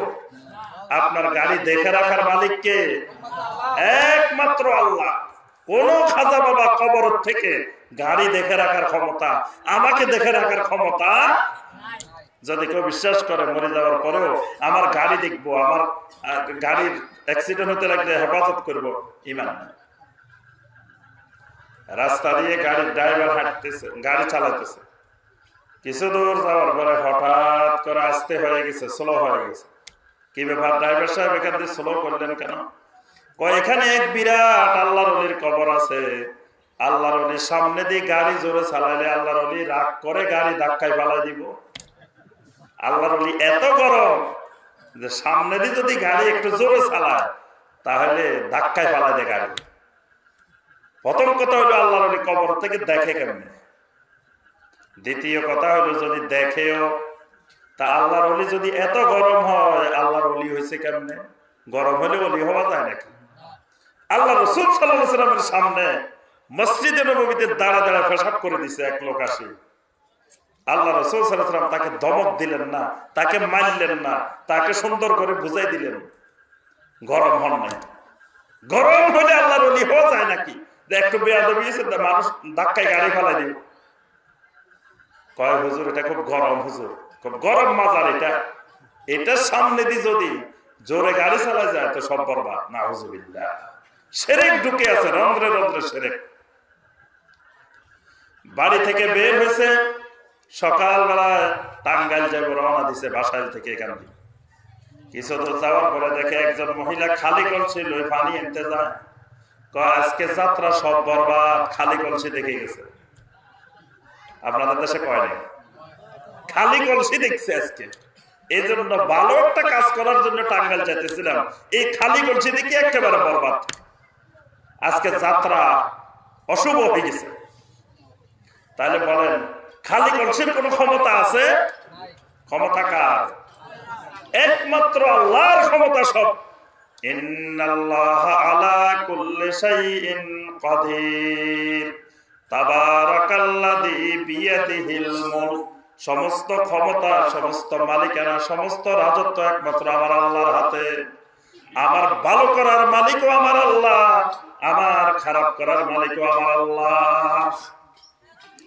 আমার আল্লাহ যদি দুনিয়ার কোন মানুষের কল্যাণ করতে চান, দুনিয়ার এমন কোন শক্তি নাই যে সেটাকে ধরে রাখবে। আমার আল্লাহ যদি কারো ক্ষতি করতে চান, দুনিয়ার এমন কোন শক্তি নাই সেই ক্ষতি প্রতিহত করবে। তাহলে আপনার খালি কলসি অসুবিধা কি? তারপরে সকালবেলা রওনা দিছে কোনো কাজ করতে, কিছু দূর যাওয়ার পরে দেখে পাখি একটা ডাক দিয়ে উঠছে। কয় আজকে পাখি বলে দিছে আজকে অ্যাক্সিডেন্ট হতে পারে, বিপদ হতে পারে। পাখি কেমনে জানে আপনার অ্যাক্সিডেন্ট হইব? পাখি গায়েব জানা নাকি? তারপরে দেখবেন রবিবারে বাঁশ কাটে না, বাঁশ কিনতে গেছেন, রবিবারে বাঁশ বিক্রি করে না। আপনাদের দেশে কি বেড়ায়? রবিবারে। পুরা বাংলাদেশ রবিবারে। কেমনি যোগাযোগ হইল আল্লাহ জানে। একেবারে গাইবান্ধা জিজ্ঞেস করছি, কয় রবিবারে। একেবারে কুড়িগ্রাম কয় রবিবারে। তারপরে দিনাজপুর কয় রবিবারে। পুরা বাংলাদেশ রবিবারে। রবিবারে বাঁশ কাটে না। কি হয়েছে রবিবারে বাঁশ কাটলে? কি সমস্যা বলুন তো দেখি, আপনাদের দেশে কি সমস্যা? যে রবিবারে বাঁশ কাটলে বাঁশের জাত সব নষ্ট হয়ে যায়, বাঁশ শেষ হয়ে যায়। আচ্ছা, বাঁশ দেওয়ার মালিক, নষ্ট করার মালিক কে? একমাত্র আল্লাহ রাব্বুল আলামিন। রবিবারের কোনো পাওয়ার আছে নাকি? রবিবারের, সোমবারের, মঙ্গলবারের, শনিবারের কোনো ক্ষমতা নাই। এই রবিবারের ক্ষমতা বিশ্বাস করলে শিরক হবে। হ্যাঁ, রবিবারে মানুষ মরলেও তো বাঁশ লাগবে।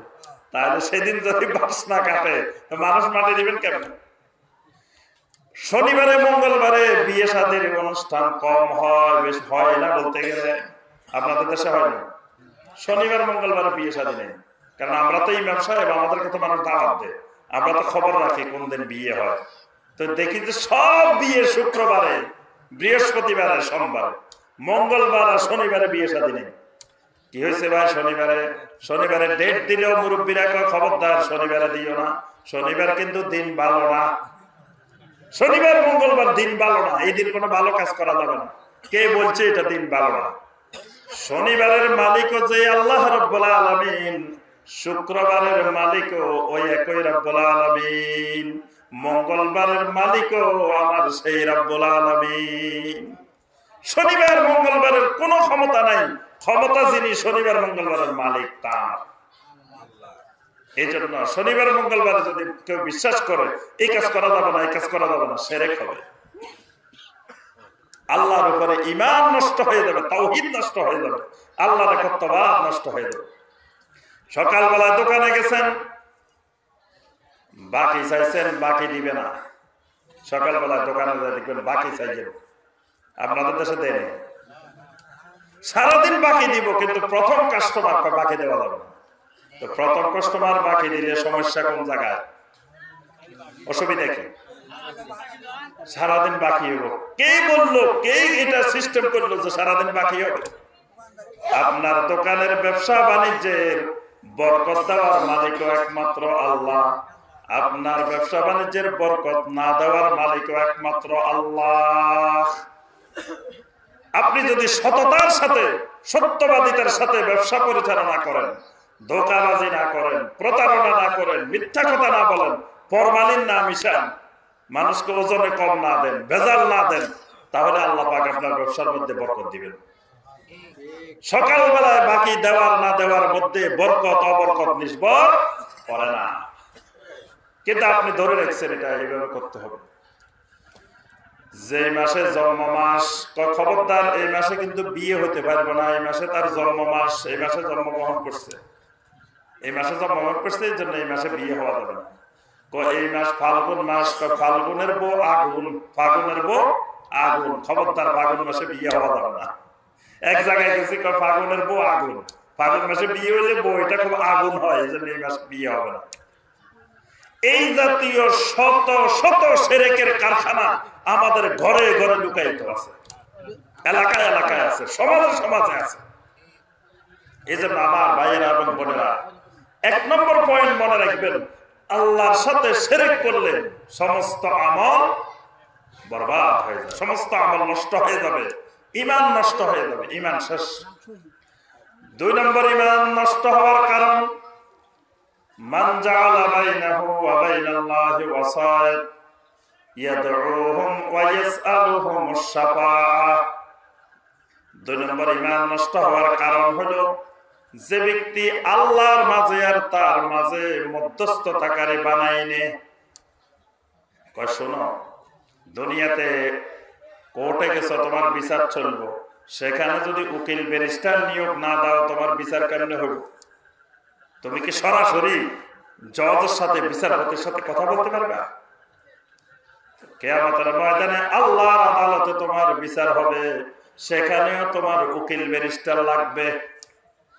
বাস, এবার মানুষ উকিল ব্যারিস্টারের জন্য পাগল হয়ে যায়। উকিল কোথায় পাওয়া যাবে, ব্যারিস্টার কোথায় পাওয়া যাবে? আল্লাহর আদালতে উকিল ব্যারিস্টার নিয়োগ দিবে। আল্লাহ রাব্বুল আলামিনের আদালতে কোনো উকিল ব্যারিস্টার নিয়োগ দেওয়ার প্রয়োজন নাই, কারণ আল্লাহ রাব্বুল আলামিন আমার আপনার অপরাধ সরাসরি দেখেন। আমি আপনি গুনার কাজটা করতেছি, আল্লাহর নাফরমানি করতেছি, আল্লাহ সরাসরি দেখতেছেন।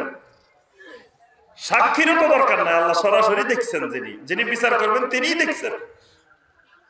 এমন কোন ব্যক্তির পাওয়ার নাই, ক্ষমতা নাই, যে ব্যক্তি কিয়ামতের ময়দানে আমাকে ছুটাই নিবে। আল্লাহ যদি ধরে আমাকে ছুটাই নিবে, এরকম কারো কোনো ক্ষমতা পাওয়ার আছে? মুশরিকেরা মূর্তি পূজা করতো, শিরক করতো। আল্লাহ রাসূল সাল্লাল্লাহু আলাইহি ওয়াসাল্লাম জিজ্ঞাসা করলেন, কি ব্যাপার, তোমরা এসব মূর্তি পূজা করো কেন? তখন তাদের জবাব কি ছিল? ওয়ায়াবুদুনা মিন দুনিল্লাহি মা লা ইয়াদুররুহুম ওয়া লা ইয়ানফাউহুম ওয়া ইয়াকুলুনা হাউলাই শুফাআউনা ইনদাল্লাহ। তারা এমন এমন মাবুদের ইবাদত করত, যেই মাবুদ তাদের ক্ষতিও করতে পারে না, উপকারও করতে পারে না, এটা সব তারা বুঝতো। কিন্তু তারা বলতো হাউলাই শুফাআউনা ইনদাল্লাহ, এরা কিয়ামতের ময়দানে আল্লাহর কাছে আমাদের জন্য সুপারিশ করবে। যে 360টা মূর্তি বাইতুল্লাহর ভিতরে ছিল, এই বাইতুল্লাহর ভিতরে এই মূর্তিগুলো, এগুলা কারো ভালো করতে পারে না, ক্ষতিও করতে পারে না, এটা কিন্তু মক্কার লোকেরা সব জানতো, বুঝতো। কিন্তু তারপরেও ইবাদত করতো। কেন? তাদের বিশ্বাস এরা কিয়ামতের ময়দানে আমাদের জন্য সুপারিশ করবে। ওয়াল্লাযীনা ইত্তাখাযু মিন দুনিহি আউলিয়া মা ইউকাররিবুনা ইলাল্লাহি যুলফা। তারা বলতো এগুলো কিয়ামতের ময়দানে আল্লাহর কাছাকাছি হওয়ার জন্য আমাদেরকে সহযোগিতা করবে, আল্লাহর মুকাররাবিন বানাই দিবে এরা, মানে আল্লাহর মাঝে আর আমার মাঝে যোগসূত্র স্থাপন করে দিবে। এটার কারণে আল্লাহ পাক এটা কাফেরের বৈশিষ্ট্য, মুশরিকের বৈশিষ্ট্য বলছেন। অনেকে দেখবেন নিজে নামাজ পড়ে না, রোজা রাখে না, আমল নাই, কিচ্ছু নাই, কয় আমার হুজুর আছে, হুজুরেই কিয়ামতের দিন তারা পার করে দিবে, হুজুরেই মহাকান্ডারি কিয়ামতের ময়দানে তারা পার করে দিবে। নিজের নামাজও দরকার নাই, ইবাদতেরও দরকার নাই, আমলেরও দরকার নাই, নিজে মদ খায়, গাঁজা খায়, কিন্তু হুজুরের ওরস করে বছরে একবার, বাস হুজুরে পার করে দিবে। মুশরিকি চিন্তা ধারণা, ঈমান ভেঙে যাবে এরকম মধ্যস্থতাকারী যদি কারণে বানায়। 3 নম্বর ঈমান ভঙ্গের কারণ, মাল্লাম ইউকাফিরিল মুশরিকিন ওয়া সাহহাহা মাযহাবাহুম। কোন লোক যদি মুশরিকেরে মুশরিক মনে না করে, কাফেরে কাফের মনে না করে, মুশরিকেরে মুশরিক মনে না করে, এই লোকেরও ঈমান ভেঙে যাবে। আচ্ছা বলেন তো দেখি, ইসলাম সর্বশ্রেষ্ঠ ধর্ম না সর্বনিম্ন ধর্ম? আপনাদের এখনো ঈমান আসে না। ইসলাম সর্বশ্রেষ্ঠ ধর্ম নয়, এটা ভুল ধারণা।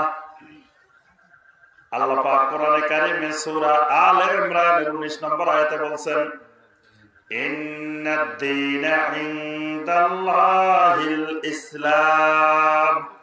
আল্লাহ রাব্বুল রাব্বুল আলামিনের কাছে একমাত্র দিন হলো ইসলাম, একটাই দিন। এটা আবার শ্রেষ্ঠ আর নিম্ন হয় কেন? যদি বলেন ইসলাম সর্বশ্রেষ্ঠ, তাহলে বোঝা যাবে আরো 4-5টা আছে। এই 4-5টার মধ্যে ইসলাম শ্রেষ্ঠ। ইসলাম 1 নম্বরে, 2 নম্বরে একটা আছে, 3 নম্বরে একটা আছে, 4 নম্বরে একটা আছে, 5 নম্বরে একটা আছে। এই সর্বশ্রেষ্ঠ বলে আপনি সর্বমানি 4-5টার মধ্যে এটা সবচেয়ে সেরা, তা আপনি সবগুলোর স্বীকৃতি দিয়ে দিলেন, ঈমান আসে না। এই জন্য কবরের 2 নম্বর প্রশ্ন, বাবা দিনুকা। আমরা মনে করছি একবার প্রশ্ন সহজ। প্রশ্ন সহজ না, প্রশ্ন জটিল। সহজ অঙ্কে ফেল করে বেশি। দেখবেন কঠিন অঙ্ক আসলে ছাত্ররা পাস করে, সহজগুলো দিবেন ফেল করে। এই জন্য একমাত্র দিন হলো ইসলাম। এখন দেখবেন অনেক মুসলমান মনে করে সবগুলো আল্লাহর ধর্ম, একটা পালন করলে হয়, সব জান্নাতে যাবে। নাউজুবিল্লাহ। এমন পীর সাহেব বাইরে হইছে বাংলাদেশে যারা কয় সব ধর্মের মতবাদে বিশ্বাসী।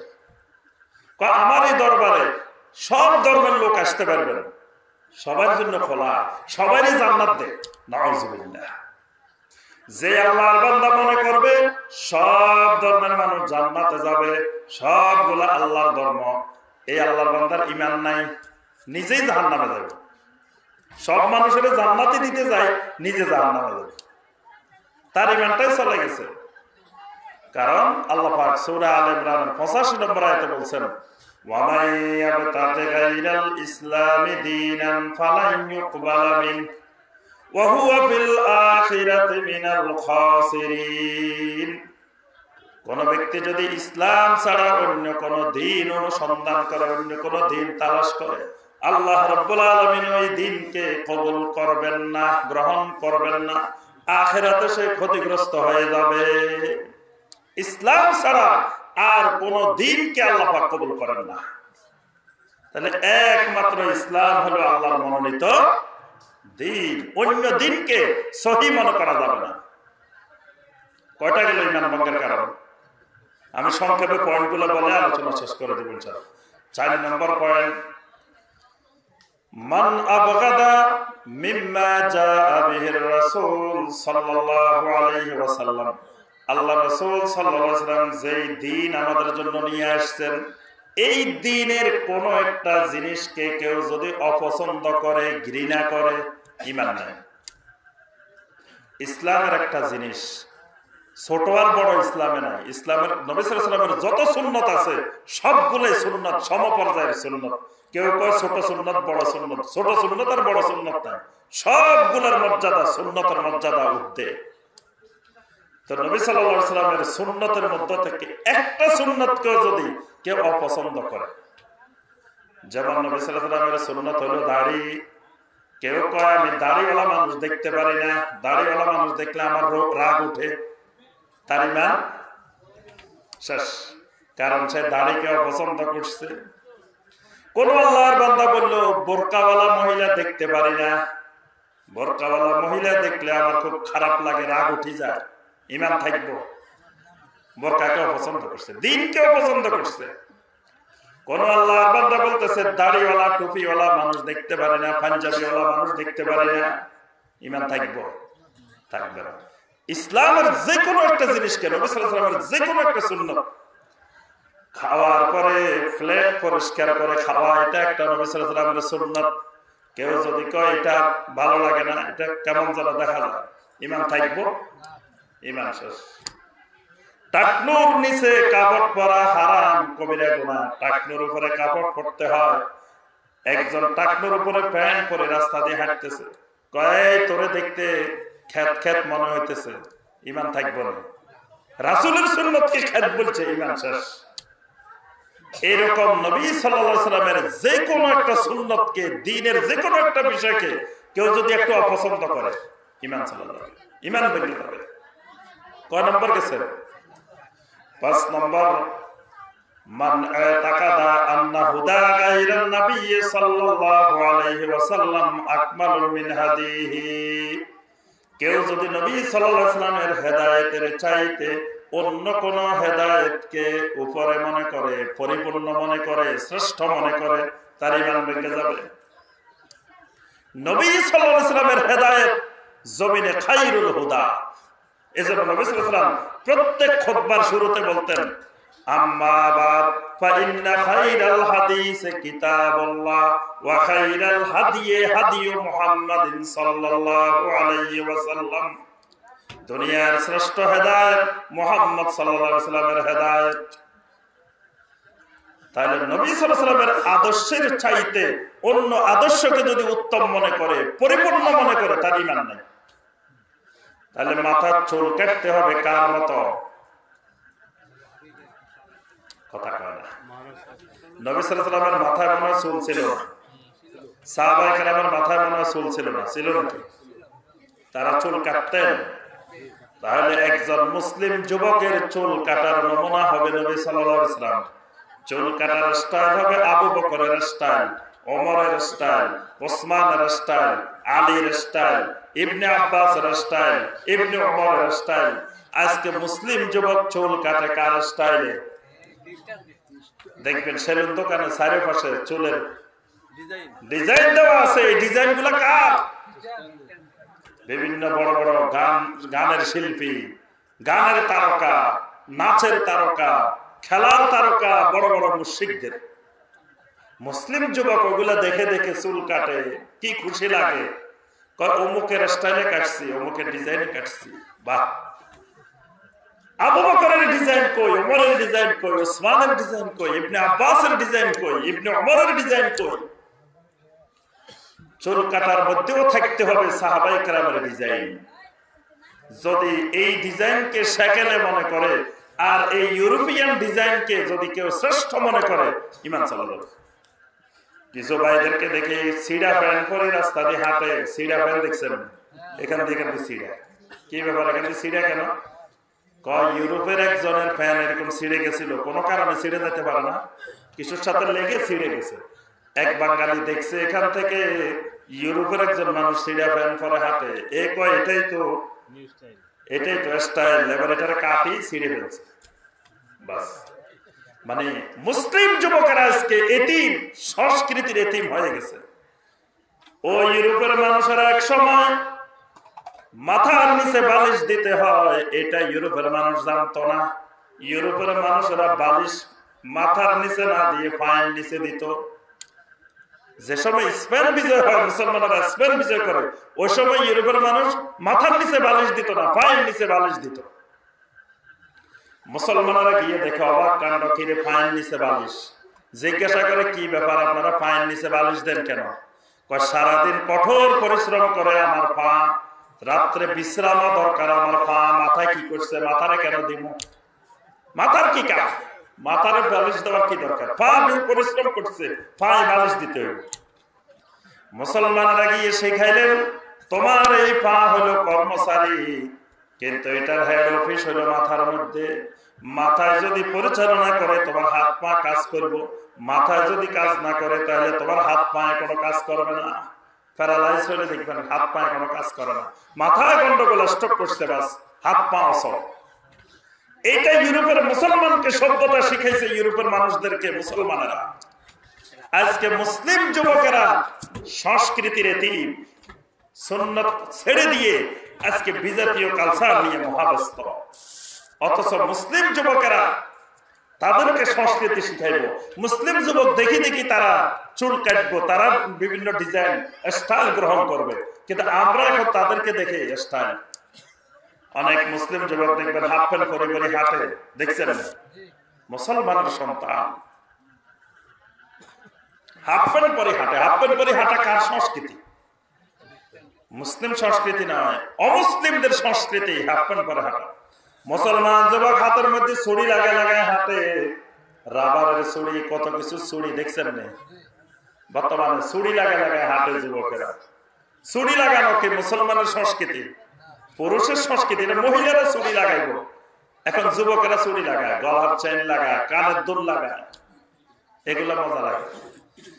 পুরুষের সংস্কৃতি টাকনুর উপরে কাপড় পরে হাঁটবে, নারীর সংস্কৃতি টাকনুর নিচে কাপড় পরে হাঁটবে।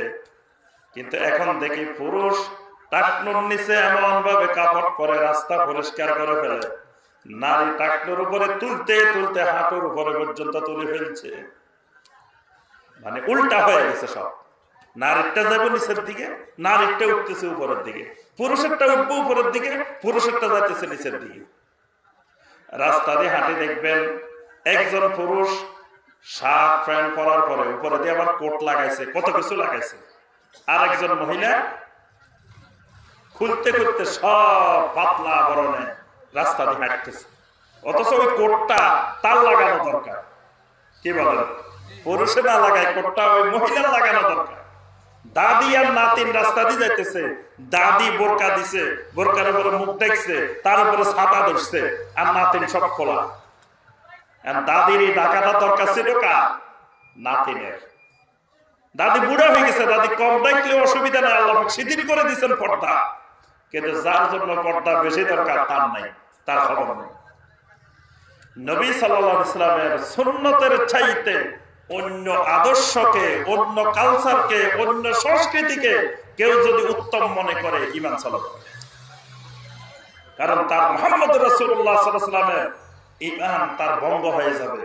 নবী সাল্লাল্লাহু আলাইহি ওয়াসাল্লামের সুন্নতের ইত্তেবা করা ফরজ, এটা ইত্তেবার তাওহীদ। কয়টা গেছে? 5টা গেছে। 6 নম্বর হলো মান ইস্তাহজা বিশাইয়্যিন মিন দীনির রাসূল সাল্লাল্লাহু আলাইহি ওয়াসাল্লাম, কেউ যদি আল্লাহ রাসূল সাল্লাল্লাহু আলাইহি ওয়াসাল্লামের আনিত দ্বীনের কোন একটা জিনিসকে নিয়ে ঠাট্টা বিদ্রূপ করে, ঠাট্টা করছে ইসলামের কোন বিষয় নিয়ে, ব্যঙ্গচিত্র দিছে ইসলামের কোন বিষয় নিয়ে, দাড়ি নিয়ে, দাড়িওয়ালা মানুষ নিয়ে ব্যঙ্গচিত্র দিছে, ইসলামের কোন বিষয় নিয়ে কেউ কার্টুন বানাইছে, কেউ নবী সাল্লাল্লাহু আলাইহি ওয়াসাল্লামের বিরুদ্ধে ব্যঙ্গাত্মক বিদ্রুপাত্মক কোন কথা বলছে, তাহলে তার ঈমান ভেঙে যাবে। ইসলামের কোন বিষয় নিয়ে হাসি ঠাট্টা তামাশা করা যাবে না, এগুলো তামাশার বিষয় না। আজকে দাড়ি নিয়ে তামাশা হয়, তামাশা দেখছেন? এই এলাকায় দেখে নাই দাড়ির তামাশা, দেখেন নাই? এখান দিয়ে একটু আছে, এখান দিয়ে নাই, এখান দিয়ে আছে, এখান দিয়ে নেই, কয়দিন এই স্টাইল, কয়দিন আর এক স্টাইল, কয়দিন বিভিন্ন ভাবে কাটে। এটা দাড়ি নিয়ে তামাশা, দাড়ি নিয়ে ঠাট্টা বিদ্রোহ। দাড়ি আমার নবীর গুরুত্বপূর্ণ একটা সুন্নাহ, এই দাড়ি নিয়ে ঠাট্টা বিদ্রোহ করলে ঈমান ভেঙে যায়। একজন হয়তো রাখে নাই, কাটে ফেলছে, কিন্তু সে বিশ্বাস করে যে দাড়ি রাখা ওয়াজিব, তার ঈমান থাকবে, কিন্তু কবিরা গুনাহ হবে। কিন্তু আরেকজন এই দাড়ি রাখা ওয়াজিবও বিশ্বাস করে না, দাড়ি নিয়ে ঠাট্টা বিদ্রোহ করে, অমুসলিমদের মতো, মুশরিকদের মতো বিভিন্ন রং বেরঙের দাড়ি রাখে, এটা তার ঈমান চলে যাবে, ঈমান ভেঙে যাবে। কারণ সে আল্লাহর দ্বীন নিয়ে, ইসলাম নিয়ে ঠাট্টা করছে। ইসলাম নিয়ে ঠাট্টা করা যাবে না, দ্বীনের কোন বিষয় নিয়ে ঠাট্টা করলে ঈমান ভেঙে যাবে। আল্লাহ পাক বলেছেন লা তা'তাযিরু কাদ কাফারতুম বা'দা ঈমানিকুম, কোন ওজর আপত্তি নেই এই আল্লাহকে নিয়ে, আল্লাহর রাসূলকে নিয়ে, আল্লাহর দ্বীনকে নিয়ে, আল্লাহর আয়াতকে নিয়ে কুনতুম তাস্তাহজিউন, তোমরা ঠাট্টা করছো, তোমাদের ঈমান নাই। কয় নম্বর গেছে? 6 নম্বর। 7 নম্বর হলো as-সিহর। সিহর মানে জাদু, জাদু করা। কেউ যদি কারো জন্য জাদু করে তার ঈমান থাকবে না, ঈমান ভেঙে যাবে। জাদু করাটা কুফরি। আল্লাহ পাক কোরআনে কারিমে স্পষ্ট করে বলছেন ওয়া মা ইউআল্লিমানি মিন আহাদিন হাত্তা ইয়াকুলা ইন্নামা নাহনু ফিতনাতুন ফালা তাকফুর। কেউ যদি জাদু করে একজন আরেকজনকে, এই জাদু করাটা কুফরি, জাদু করলে ঈমান ভেঙে যায়। 8 নম্বর হলো যে ব্যক্তি আল্লাহ রাব্বুল আলামিনের দ্বীনের বিরুদ্ধে, দ্বীনের বিষয়গুলোকে উপেক্ষা করে, আর উপেক্ষা করে চলাকে তার নিজের জন্য বৈধ মনে করে, মানে আল্লাহর শরীয়তকে, দ্বীনকে বাদ দিয়েও আল্লাহকে পাওয়া যায়, এই বিশ্বাস যে করবো তার ঈমান চলবে। এই কথাটা বুঝছেন? মানে নবী সাল্লাল্লাহু আলাইহি ওয়াসাল্লাম যেই পদ্ধতি আমাদেরকে দেখাইছেন আল্লাহকে পাওয়ার, এই তরিকা বাদ দিয়ে, এই পদ্ধতি বাদ দিয়ে অন্য পদ্ধতিও আল্লাহকে পাওয়া যায়, আল্লাহর ওলি হওয়া যায়, শরীয়ত বাদ দিয়েও আল্লাহর ওলি হওয়া যায়, এই বিশ্বাস পোষণ করলে ঈমান ভেঙে যায়। যেমন কোন ব্যক্তি যদি ল্যাংটা বাবাকে আল্লাহর ওলি মনে করে, ল্যাংটা মানুষ কয় আল্লাহর ওলি, যে মনে করবো যে এটা আল্লাহর ওলি তারও ইমান নেই, তারও ইমান ভেঙে গেছে। কারণ ল্যাংটা হওয়ার বিধান ইসলামে নাই। ল্যাংটা হওয়া যায় আছে, হারাম। সাহাবায়ে কেরাম রাদিয়াল্লাহু তাআলা আলাইহিম আজমাইন সকলে ছিলেন আল্লাহ রাব্বুল আলামিনের ওলি, জান্নাতের সার্টিফিকেট পাওয়া আল্লাহর ওলি। কিন্তু এই সাহাবায়ে কেরামের মধ্য থেকে একজন সাহাবীও কোনোদিন ল্যাংটা হন নাই, হইছে না? একজন সাহাবীও কোনোদিন চুলে জট বাঁধা নাই, দাড়িতে জট বাঁধা নাই। একজন সাহাবীও কোনোদিন 1 ইঞ্চি করে লম্বা হাতের নখ ছিল না।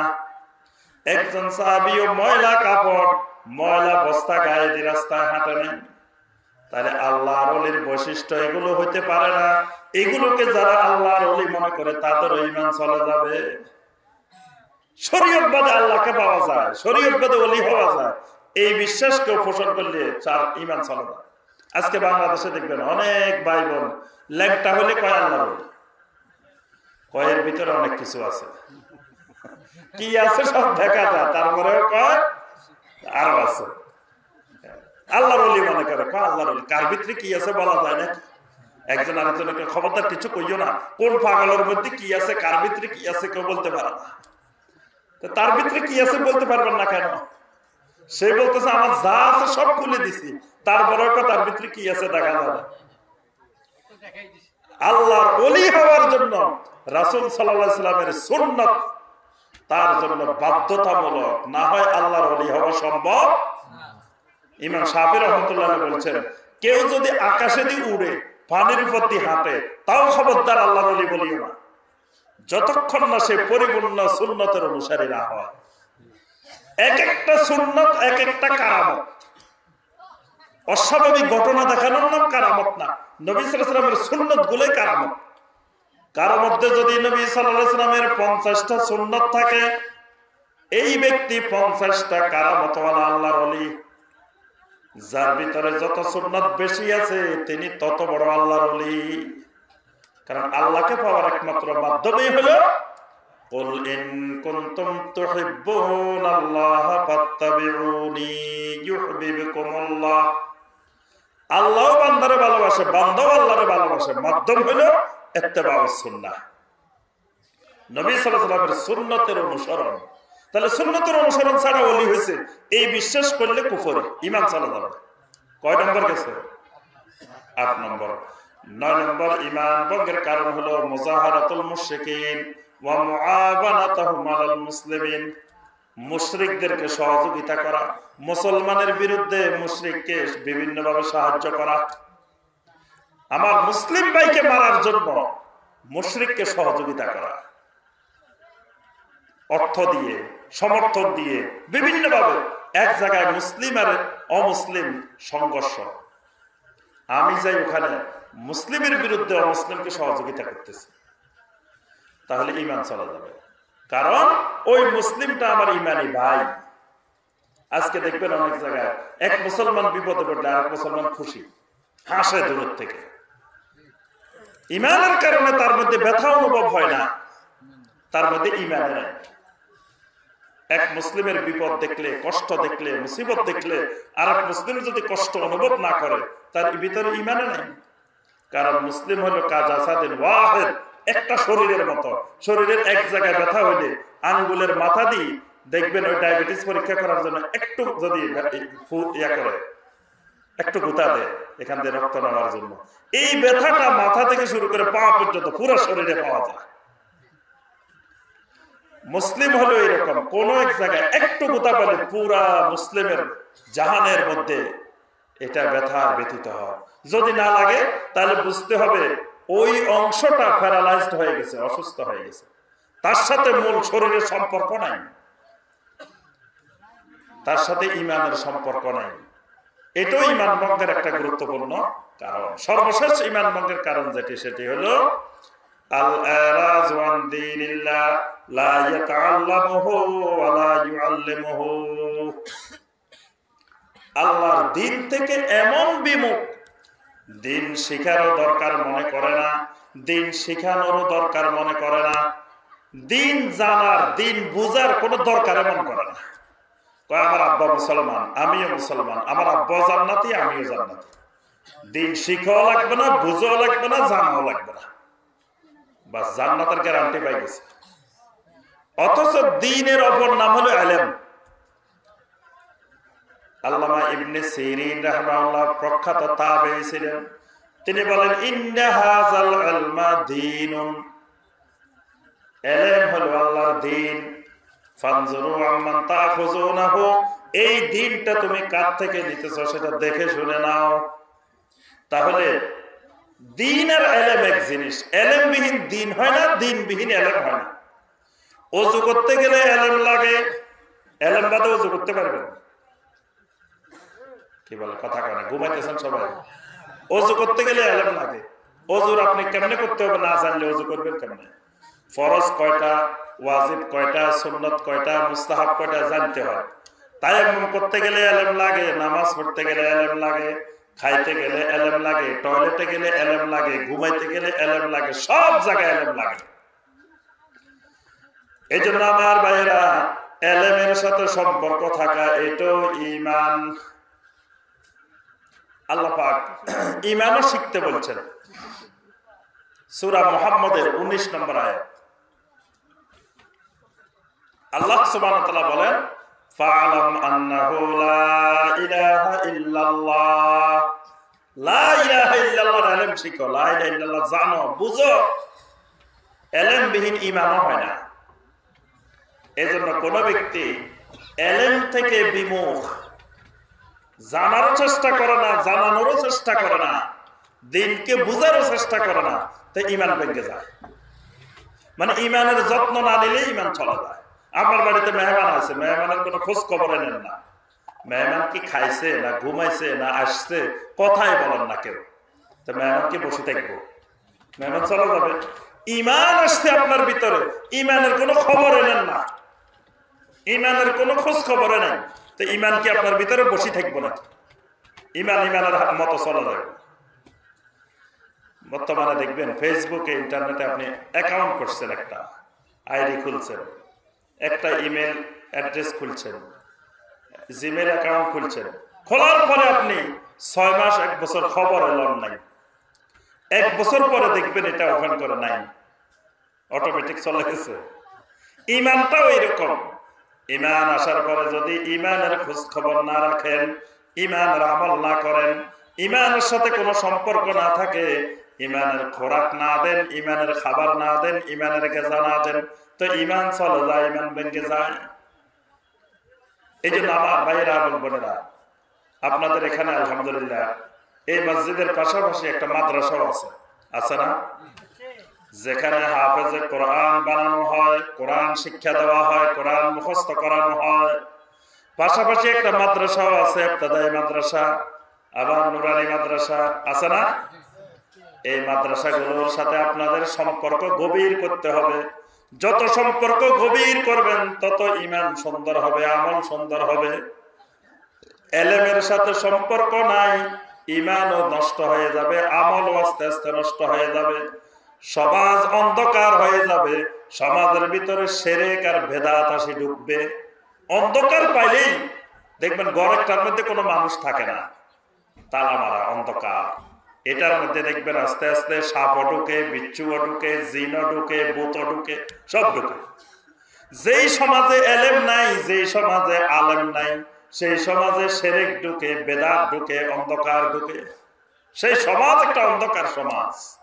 যেই সমাজে মাদ্রাসা আছে, আলেম ওলামা আছে, হাফেজে কোরআন আছে, সেই সমাজ একটা আলোকিত সমাজ। এজন্য আপনাদের সবার কর্তব্য সর্বপ্রকার সহযোগিতা করবেন। ছেলে মেয়েদেরকে মাদ্রাসায় পড়াইবেন, নিজেরা পড়ার বয়স নাই, এখন ছেলে মেয়েদেরকে পড়াইবেন, নাতি নাতনিকে পড়াইবেন। টাকা পয়সা দিয়ে আর্থিকভাবে সহযোগিতার দরকার হলে সহযোগিতা করবেন, পরামর্শ দিবেন, সমর্থন দিবেন। কোনো সমস্যা হলে দৌড়ায় আসবেন, সার্বক্ষণিক দেখাশোনা করবেন। এটাও আপনার ঈমানের একটা কাজ, ঈমানের একটা খোরাক। ইলমের সাথে আপনার সম্পর্ককে গভীর করা। ইলমবিহীন ইসলাম হয় না, ইলমবিহীন দ্বীন হয় না। এজন্য ইসলামে ইলম ছাড়া ঈমানও হয় না, আমলও হয় না। আমার সম্মানিত ভাই ও বোনেরা, আমি আর আলোচনা দীর্ঘায়িত করব না। আজকে আমরা একটা বিষয়ের উপরে আলোচনা করলাম যে ঈমান ভঙ্গের 10টি কারণ। আপনারা ঈমানের 3টা উসুল শিখবেন, ঈমানের আরকান আহকাম শিখবেন। এই জিনিসগুলো খুবই গুরুত্বপূর্ণ। আমলের থেকে ঈমান বেশি জরুরি। ঈমানে যদি না থাকে, ব্যাংকে অ্যাকাউন্টে করার নাই, প্রতিদিন যে টাকা জমা দিতেছে, টাকা এগুলো জমা হইব কই? এগুলো ম্যানেজার সাহেবের পকেটে যাবে। এই জন্য আগে ঈমানটা বিশুদ্ধ করতে হবে। ঈমানটা ঠিক করেন, আমলগুলো সুন্দর মতো অ্যাকাউন্টে জমা হবে। ঈমানে ঠিক করেন নাই, আমল করতেছেন তো জমা হবে কই? সব বাতিল। এই জন্য ঈমানটা আছে কিনা এটা আগে পরীক্ষা করে নেন। আমাদের ওয়েবসাইটে যাবেন tafsirulquran.com, আরো বিস্তারিত সেখানে আলোচনা দেখবেন যে ঈমান ভঙ্গের কয়টা কারণ, ঈমানের উসুল কয়টা, ঈমানের আরকান কয়টা, ঈমানের আহকাম কয়টা। ঈমানি লেখাপড়াটা সবার জরুরি, সবার উপরে ফরজ। এই জন্য আমার ভাইরা এবং বোনেরা, ঈমানের লেখাপড়া বেশি বেশি করবেন, পাশাপাশি আমলও লাগবে। ঈমান যদি সুন্দর হয়, ঈমানের কারণে অটোমেটিক আমল সুন্দর হয়ে যাবে। ঈমান যদি সুন্দর না হয়, আমল কোনোদিন সুন্দর হবে না। আজকে দেখবেন আমাদের নামাজ সুন্দর হয় না। নামাজের ভিতরে ইমাম সাহেব 3 রাকাত পরে বসে গেছে, কেউ লোক বাঁধে না। 3 রাকাত পড়ছে না 4 রাকাত পড়ছে, কেউ বলতে পারে না। ইমাম সাহেব বসে গেছে, সবাই বসে যাবে। ইমাম সাহেব দাঁড়ায় গেছে, সবাই দাঁড়ায় গেছে। কারণ কি? নামাজের ভিতরে সবাই বাজারের হিসাব করতেছে, দোকানের হিসাব করতেছে। ইমাম সাহেবের কাজ করতেছে, মুসল্লি বাইরের হিসাব নিকেশ করতেছে। নামাজগুলা সুন্দর হয় না, নামাজগুলা সুন্নত অনুযায়ী হয় না, নবী সাল্লাল্লাহু আলাইহি ওয়াসাল্লামের মতো সালাত হয় না। কারণ কি? ঈমানে ঠিক নাই, নামাজ সুন্দর হবে কেমনে? আগে তো ঈমান বিশুদ্ধ হইতে হবে। সাহাবায়ে কেরামের সালাতের মধ্যে শরীরের ভিতর থেকে তীর খোলা হইতো, সাহাবায়ে কেরাম টের পাইতেন না। আমাদেরকে মশা বসার আগে, মশা যদি 1 হাত দূরে থাকে তাও খবর পাওয়া যায়। মশা এখনো শরীরে বসে নাই, 1 হাত দূরে আছে, তাও খবর পাইছে। তাহলে এত মনোযোগ কেন? ঈমানের সমস্যা। তা আমলে মনোযোগ হবে কোথা থেকে? আমল সুন্দর হবে কোথা থেকে? আগে তো ঈমান সুন্দর হতে হবে। ঈমানটা সুন্দর হলে আমল সুন্দর হবে। আল্লাহ সুবহানাহু ওয়া তাআলা আমাদের সবাইকে শিরক মুক্ত তাওহীদি ঈমান নসিব করুন। আল্লাহ পাক আমাদেরকে বেদাত মুক্ত সুন্নতি আমল নসিব করুন। আল্লাহ পাক এই এলাকার সকল ভাই বোনকে ঈমানকে সুন্দর করার, আমলকে সুন্দর করার তৌফিক দান করুন। আল্লাহ পাক আমাদের সবাইকে ভ্রাতৃত্বের বন্ধনে আবদ্ধ হয়ে মুসলিম হিসাবে ভাই ভাই হয়ে বসবাস করার তৌফিক দান করুন। আল্লাহ পাক এই এলাকার উপরে রহমত নাজিল করুন। আজকের এই তাফসীরুল কোরআন মাহফিলকে রব্বুল আলামিন কবুল ও মঞ্জুর করে নিন। আমিন ইয়া রাব্বাল আলামিন। সুবহান